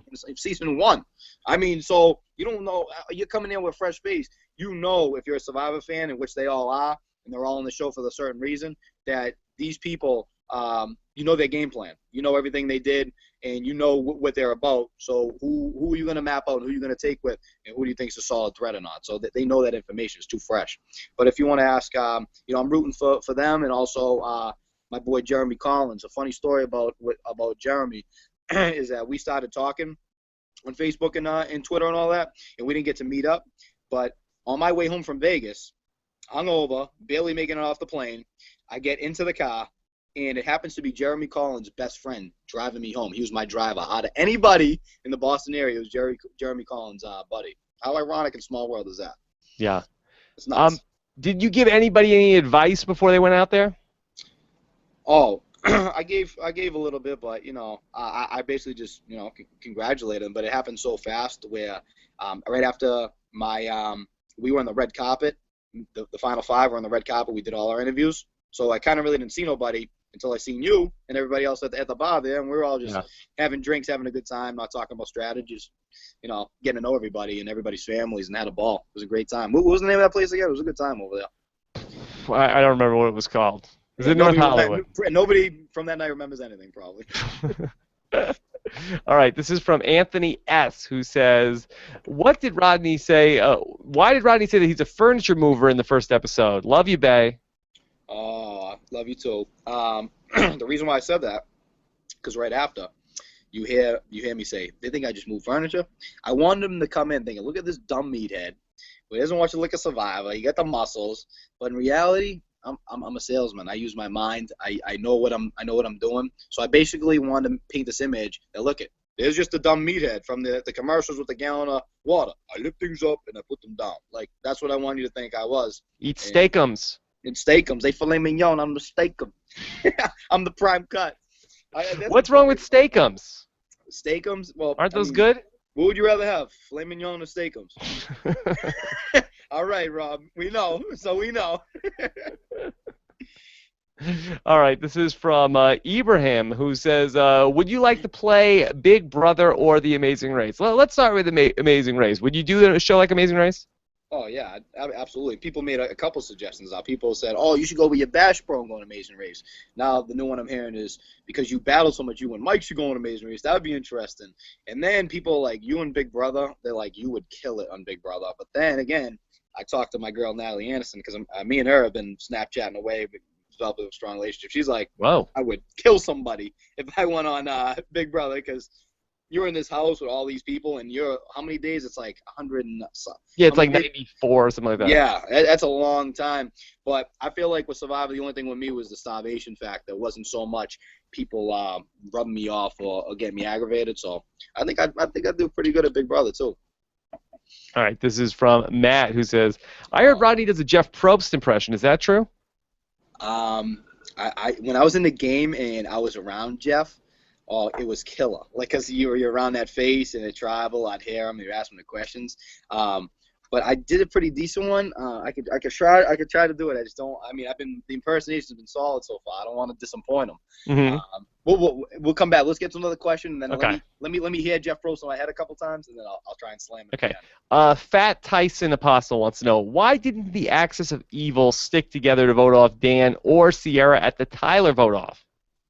What was it again? What was the question? Why didn't the Axis of Evil stick together and vote off Dan or Sierra when Tyler got voted off?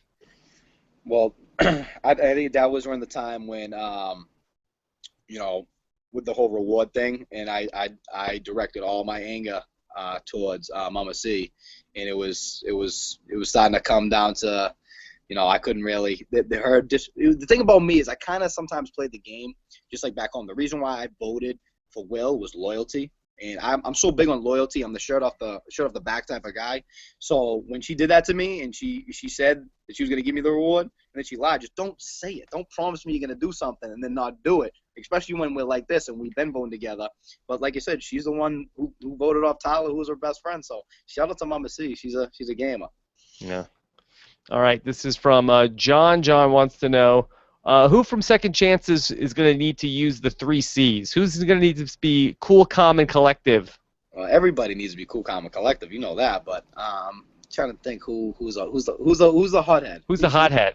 Who's the hothead out there? I think Jeremy needs it. Jeremy. Oh, definitely. I forgot about Jeremy. Yeah, he's going to need the 3 C's. I watch his. Yeah, he needs the 3 C's. Bad. I think he's good otherwise. They got to remember the 3 C's. Because people like him who go to the gym like me all the time, you're happy for a little bit, but when you don't eat, there comes Joe Pesci and the Snickers, and you're done. All right. This is from Tony, 1996, who says, how does Rodney think that Joe and Shireen are going to do? Okay. And I want to see Rodney as the other half of the know-it-all. So how much are you going to be wanting to talk about Survivor Second Chance? I'm going to be involved. Like I didn't know how much I was going to love this experience until now I'm gone and see how close I was to everybody. You guys got me. I didn't know coming into this. I never watched a season of Survivor in my life. Now I'm already blasting off into I bought every single season, and I'm going to catch up. I'm going to catch up with you guys, and I'm going to become a nice little Survivor expert so you can have me back on here. Wow. And we can be who knows? I know Fishback's out there, so if you need to replace me one at a time, I'll come in there and throw a couple Mike Tyson knockout punch, give you some, we'll cook some steakums in the background, and we'll have a good time. Wow, cooking segment on the show. Oh, I'm an unbelievable cook. Unbelievable cook. All right, John Clark wants to know, question for Rodney, can you speak llama? Speak llama? Yeah. Rob, can you help me out with this one? Can you speak llama? Speak llama? It's like... Yeah, that's how a llama talks. That's how a llama talks? Yeah. Right. We'll keep the llama talk. Work on it. I'll stick with the impersonations. All right, Giovanni wants to know, can you do an impersonation of Russell Hantz? Ooh. That damn Boston Rob there thinks he's going to run the game. Little does he know, wait till we get to trouble, because I'm running the damn game. Yeah, Russell that was Hantz. the first time ever, too. How was that, Rob? Was that good? It's okay. I think you got to talk a little slower. Yeah, see, the thing with that is I need to do more Russell Hantz studying, because I got to study here. You guys are throwing fireballs at me. Yeah, you got to watch the game tape. Go through it. I got to go through the game tape. Yeah. Jack Sutherland says, we need a Rodney Rob That Sucks impression. Can you do an impression of me? I should have practiced that one, huh? Okay. I didn't want to do. You got to hear it more. You got to listen to the tapes. Rob Cesternino. Okay. That's me. That is me. Nailed it. All right. I'm gonna check you out. I'm gonna listen to your segments now. All right. Survivor Fan 7 wants to, Rodney, do you have any plans for your next damn birthday yet? What are you going to be doing for the next time? Was it September 2nd? September 2nd. So that's a month from the August 1st event. So, Rodney's goddamn birthday, it's going to be big. Right after that, I'm going to plan after we wrap up August 1st, which I'm dealing with this now because I'm making this the most epic event ever. So I'm not looking that too far ahead, but once I got everything wrapped up, we're gonna run another huge event here, and I'd love for all my fans, all my supporters, to come bring a birthday cake for me. Let's all have your own birthday cake. Let's all celebrate all of our birthdays on Rodney's birthday, because My isn't that what it birthday. is? Yeah. My birthday. You know what I mean? It's my damn birthday. Damn birthday. It's my damn birthday's coming up, man. I need all you guys to come. If you don't come to my birthday, I mean, I get no rewards. No rewards. Yeah, that's going to be such a huge day on social media of just like everybody's going to be talking about it's Rodney's damn birthday. That's going to be crazy. No, what's crazy too was this crazy status when I said I'm the Tom Brady out here, hashtag I'm Tom Brady. That was the #1 hashtag on Twitter for that day. Isn't that crazy? Wow. I'm going to be the leader no matter what. I'm the Tom Brady here. Yeah, You got it, Rob. got it ready to go. Rodney time. It's crazy. They gave me all these crazy hashtags. I love it. I mean, Yeah. I am a crazy bastard, but it was well deserved. John wants to know what's the one reward that you wanted to go to? Oh. Surf and turf, right? Honestly, to be honest with you, was the kids one. That was when the whole Mama C. That's why I understand why she pulled that one back. That was on my damn birthday. The help. So it was on my birthday, and most importantly, forget about my birthday, to help those kids. And when I seen that truck pull up, and then I could help those kids and give back to them, that was like the most touching thing. Those are the type of moments, like when I read my sister's love letter, and to give back like that. That's what gives you fire to the end of the game. Is going on. Something Don't like talk that. fire. Oh yeah. We don't want our fire put out. That gives you a little pep in your step. Yeah. How's that? You like Yeah. those words? A little pep in my step. You're walking like this instead of like. Okay. This is from Proquisto. Says, Rodney, have you met Tony? How did Tony's game influence yours? Did any of Tony Vlachos's game impact yours? No, it's great. Yeah, I watched that season actually, and well, he's the idol master for finding those idols, but his social game was unbelievable too, and I love the way he played the game, and I got some comparisons to him, and then you got some people, like, are you kidding me to compare him to Tony? But like I said, if I ended up winning this game, and it kind of probably would have been similar to his. Wouldn't you fair to say? He didn't win. He wasn't unbelievable at challenges. I don't think he didn't win a challenge, did he? Did he win one? I don't know if he won an individual immunity. I have to go back and that's check.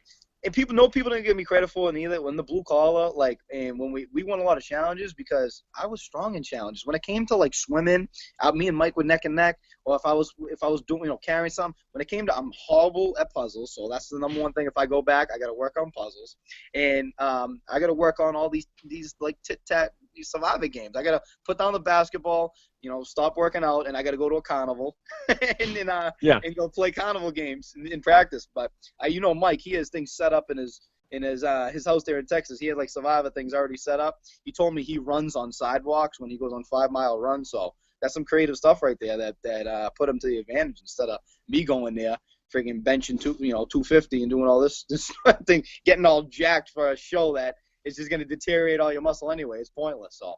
Yeah. No, I do think that there is a bit of Tony in you, and Tony is a guy who's coming into the game probably. Maybe you're like the 25-year-old version of Tony, and he's the guy that's coming into the game with like more life experience and seen more of the world, and is able to bring some more of that into the game. Absolutely, and that's an honor. And he had more idols than you did. Oh, a boatload more. If I had a couple special idols and stuff like that, man, I'd feel real safe. But yeah, Tony's game was amazing. If Tony, you listening to him, get your ass to Boston. I don't think he's listening. He ain't listening? Well, Tony, listen. Listen, Tony, listen. He only listens when we talk about him. Come to Boston, and we'll have the best time of your life, brother. Okay, let's see. And then we got from Total Drama Survivor fan. Do you consider yourself as a villain, and would you come back for a Heroes versus Villains season? If they did a Heroes versus Villains too, would you be a villain? I mean, why not? I'll come in and be a villain. It's not that big a deal. Tyson was a villain. It isn't. I mean, I want to. If they ask me, 125,000%. That's 155. Is it 155? You're shortchanging Mike. I'm shortchanging him. I'm sorry, Mike. 155,000% coming back. Oh, right. I gotta drink the water. This is like Mike in the red carpet drinking the water. Numbers loophole. Yeah, it was a numbers loophole. All okay. Right. And from Mike Holloway, he says, you want to read this one? Heard y'all doing a podcast. This is from Mike. Oh yeah. Oh, read that. Here, you do it. Do it as Mike. Oh, it's so small on the screen and on. Okay, he says, I heard y'all doing a podcast. Blowing up August 1st event. Hashtag RHAP. Hashtag Survivor. This thing is gonna be big. It is. Hey, shout out, hey, my boy Mike, man. It's gonna be huge. So you better go on to www.rodneybowl.eventbrite.com and get your tickets because they're gonna sell out. I already got people around here, trying to get their tickets and where they can get them because they heard of it word of mouth, and a lot of the super fans who followed us out in California around here found out about it. I mean, what better way to not only get involved in bowl with your favorite survivor, get to meet your favorite survivor, and get to party and ask them questions, but also if you've dealt with what I've dealt with and you know somebody who's passed from drug addiction, and if you know somebody who's struggled, which I know everybody out there has, it's somewhere for you to reflect and to get that closure that what I'm doing with this foundation is I'm changing lives. I plan on opening up scholarships. I plan on changing the world, coming up with research. I really want to literally I want to thank everybody who's coming out because it really hits me to heart because I really have closure for my sister's death being on Survivor. I went on Survivor because it was a vacation to get away from my real world because I couldn't deal with it. I didn't shed a tear until I got the tattoo on my arm, and after that, it was hard for me to deal with it because I had nightmares and I had the demons. And now that I'm forming this foundation, I can now talk about her and smile rather than cry. And anybody who comes out, it would just be a special honor for you because you're a huge Survivor fan. You'll love to see your favorite survivors, but you'll be doing a beautiful thing for the world, and you'll be doing a beautiful thing for me. And like I said, these Survivor fans and the Survivor family, like you said, they travel in packs. I got discount hotels for you guys on the link to get you guys here. And everybody around the world, whether you're a fan of me, Natalie Anderson, Mike Holloway, Tyler Fredrickson, the list goes on and on. And the plan is to have over 50 survivors here, and we already have about 20, 25. So we're going to have a ball. Get out to Boston. The links will be on. Rob, you're going to plug the links on your Twitter too? yeah. Well, let me give them out one more time here. So the link is rodneybowl.eventbrite, and that's eventbrite.com. .com. And the event is we got it sponsored by Pepsi, Muscle Milk, and we got big name sponsors that are coming down. We're gonna be anytime you bowl and you get a strike, you're gonna get a special prize that we have set up. Whoa. So it's gonna be amazing. You're gonna be free samples. There's gonna be so much fun Survivor stuff. Who knows? We might have rewards. Will you give away rewards? We're giving away all the rewards. If you get the bowling lane, you get you get pizza and soda, unlimited pizza and soda for you. Yeah. So Mama C told me that if she gets any rewards, she's gonna give them to me. She's getting. Oh well, you're gonna be in Texas, so I'm snatching them right from her. If she does that, I'm putting her in the closet. She ain't coming out. I'll be like, hey, Mama, here's your bowling shirt. I'm gonna have to say something funny in the back, like kick me in the back or something. All right, so you can check that out. The event is taking place on August 1st, 2015. Also, that happens to be my anniversary. Also, by the way. Wow! Congrats! How many years? 5 years. That's my 5-year years. anniversary. I'll be in Texas. Wow! God bless you. And the doghouse at the same time. Congratulations! Well, hey, you're gonna have fun somehow. You ain't gonna be having fun with us, but it's an anniversary. Salute to you. Have I met your wife? Was she at the party or? No, she wasn't. She doesn't. She's we have a baby, so she's home with the baby all the time. Oh wow. She doesn't do anything. How old? Baby's 20 months. 20 months. Yeah. Oh, wow. It's all happening. God it's all bless happening. You. Boy or girl? Boy, Dominic. Boy? Dominic. Yeah. Like that, man. Good. Yeah. So the tickets are on sale online. Very, very reasonable. What is it? $25 to bowl and $20 to go to the after party where everybody's drinking. Yep. All the prices right there online. Unbelievable prices. And then also the VIP package plan we have down there gives you access to every event. So if you plan on coming and you want to literally bowl with all of us and you get to, talk with, I mean, it's worth it to get the VIP package because you get to go to the meet and greet, you get to bowl, and then you also get to, come to the after party and have drink with your favorite. So it's a mixture of all in one. And right now we have some lanes for sale, some for sponsors. More lanes may come up, but those are the lanes there. So grab your tickets as fast as you can. It's going to be the event of the year. It's going to be unbelievable. So don't miss out.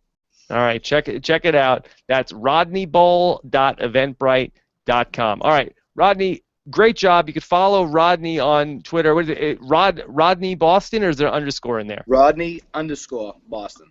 Rodney underscore Boston. So, are you doing stuff on the radio too? Are you like talking about Boston sports and stuff like that on the radio there? Well, my good buddy, he's with Boston Sports, so I do a couple of little podcast things with him there and there. I actually have I know they asked me about Big Brother and they asked me about the Amazing Race, but I can't really speak so much. But I had some people come to me with some ideas that I can't really speak of yet. So we'll see what happens with that, and hopefully you'll be seeing me on the big screen soon doing something. Okay, so it's some. All right, I guess I can't ask you, but actually on the show, not like podcasting about the show. No, actually no, something good. Big time, not small time. Some Rodney time. You get some little Rodney more Rodney time. Okay, Rodney, I need a hashtag for this episode. What's the hashtag for this? You're Mr. Hashtag. Hashtag Rodney Bowl. Rodney Bowl. Hashtag Rodney Bowl. You gotta come out. I'm telling you, if you miss out on this event, you're gonna regret it. Because when you see the videos and you see all of us having fun, and we're all gonna be in VIP, and you're gonna be able to come to VIP and see all your favorite survivors, and you're gonna get to bowl. You get to personally bowl. We've had a lot of success because this is the same place that did the Nomar Garcia Power Bowl and the Josh Beckett Bowl. And Manny Ramirez ended up showing up, and the place had to clear out. It got insane. Like I said, 80,000 square feet. They've had big name. It's a huge facility. We'll have 3 pool tables. You can play pool. 150 arcade games. It's like a big kid's paradise. And if you're a little kid, you're in heaven. Like it's a no-brainer to get down here. And in the link, I'm gonna actually drop this event also on Facebook and on Twitter. And there's going to be a link for you to get, like I said, the discounted hotels, so you get a nice rate. Usually the average rate, I think, is around $209 for that Saturday. I got it at, I think, at $139. I made a deal with the hotel, and it's 2 minutes from the venue too, so you're not confused if you're coming from a different country, different state. That you're going to be right there, right next to the venue, and the link will be right there for you. There you go. All right, Rodney, thank you so much. This was great to finally catch up with you, and I'm sure we're going to be hearing more about the event coming up all summer long. Oh, perfect, Rob. I want to thank you so much for having you on there. It's been Please. This is what I do. No need to thank me. Oh no, I gotta thank you. You had me on. I know people have been fiending to hear the two in person. Can you give me an impersonation before we go? You get an impersonation? Do an impersonation of me. How's that? I want to hear an impersonation. Okay, let me hear. Hey, come on! August 1st, we're gonna party. We're gonna come out here. It's gonna be a big celebration. It's gonna be bigger than my damn birthday. Hey, I never really got you down, and Mike I gave up on because it was gonna throw my voice out. I know my throat's actually starting to hurt right now. I know. And a couple times during the season, I felt like I was getting it, but I'm rusty, just like you and Jeff Probst. Oh, Jeff Probst. Jeff, let me see if I can hit you with a Jeff. See, I know Jeff in a different light way. He just drinks his protein shake and has a steak. It's a really simple guy, I just coming from Topeka, Kansas. I'm a simple guy. That's it, I gotta breeze up on my Jeff. Sorry, okay. Guys. All right. You better relax, bro. Yeah, you better relax, bro. All right. You better relax, bro. Rodney, you go relax now after this. Oh, I need to relax. I'm starving, dude. I need to give myself a reward, all right? Can I get a reward? Can I get some rewards? Yes, you can get a reward. What do you want? You want surf and turf? Oh, yeah. I think I'm gonna move for some maybe some steakums. Maybe surf and turf is my favorite meal. Yeah, do you understand surf and turf is my favorite meal? You know it's my favorite. Yeah, we got it. All right. She knows my favorite meal. All right, everybody. Thanks so much for checking out this show. Take care, Rodney. Hey, take care, Rob. It was a pleasure. All right. Thank you.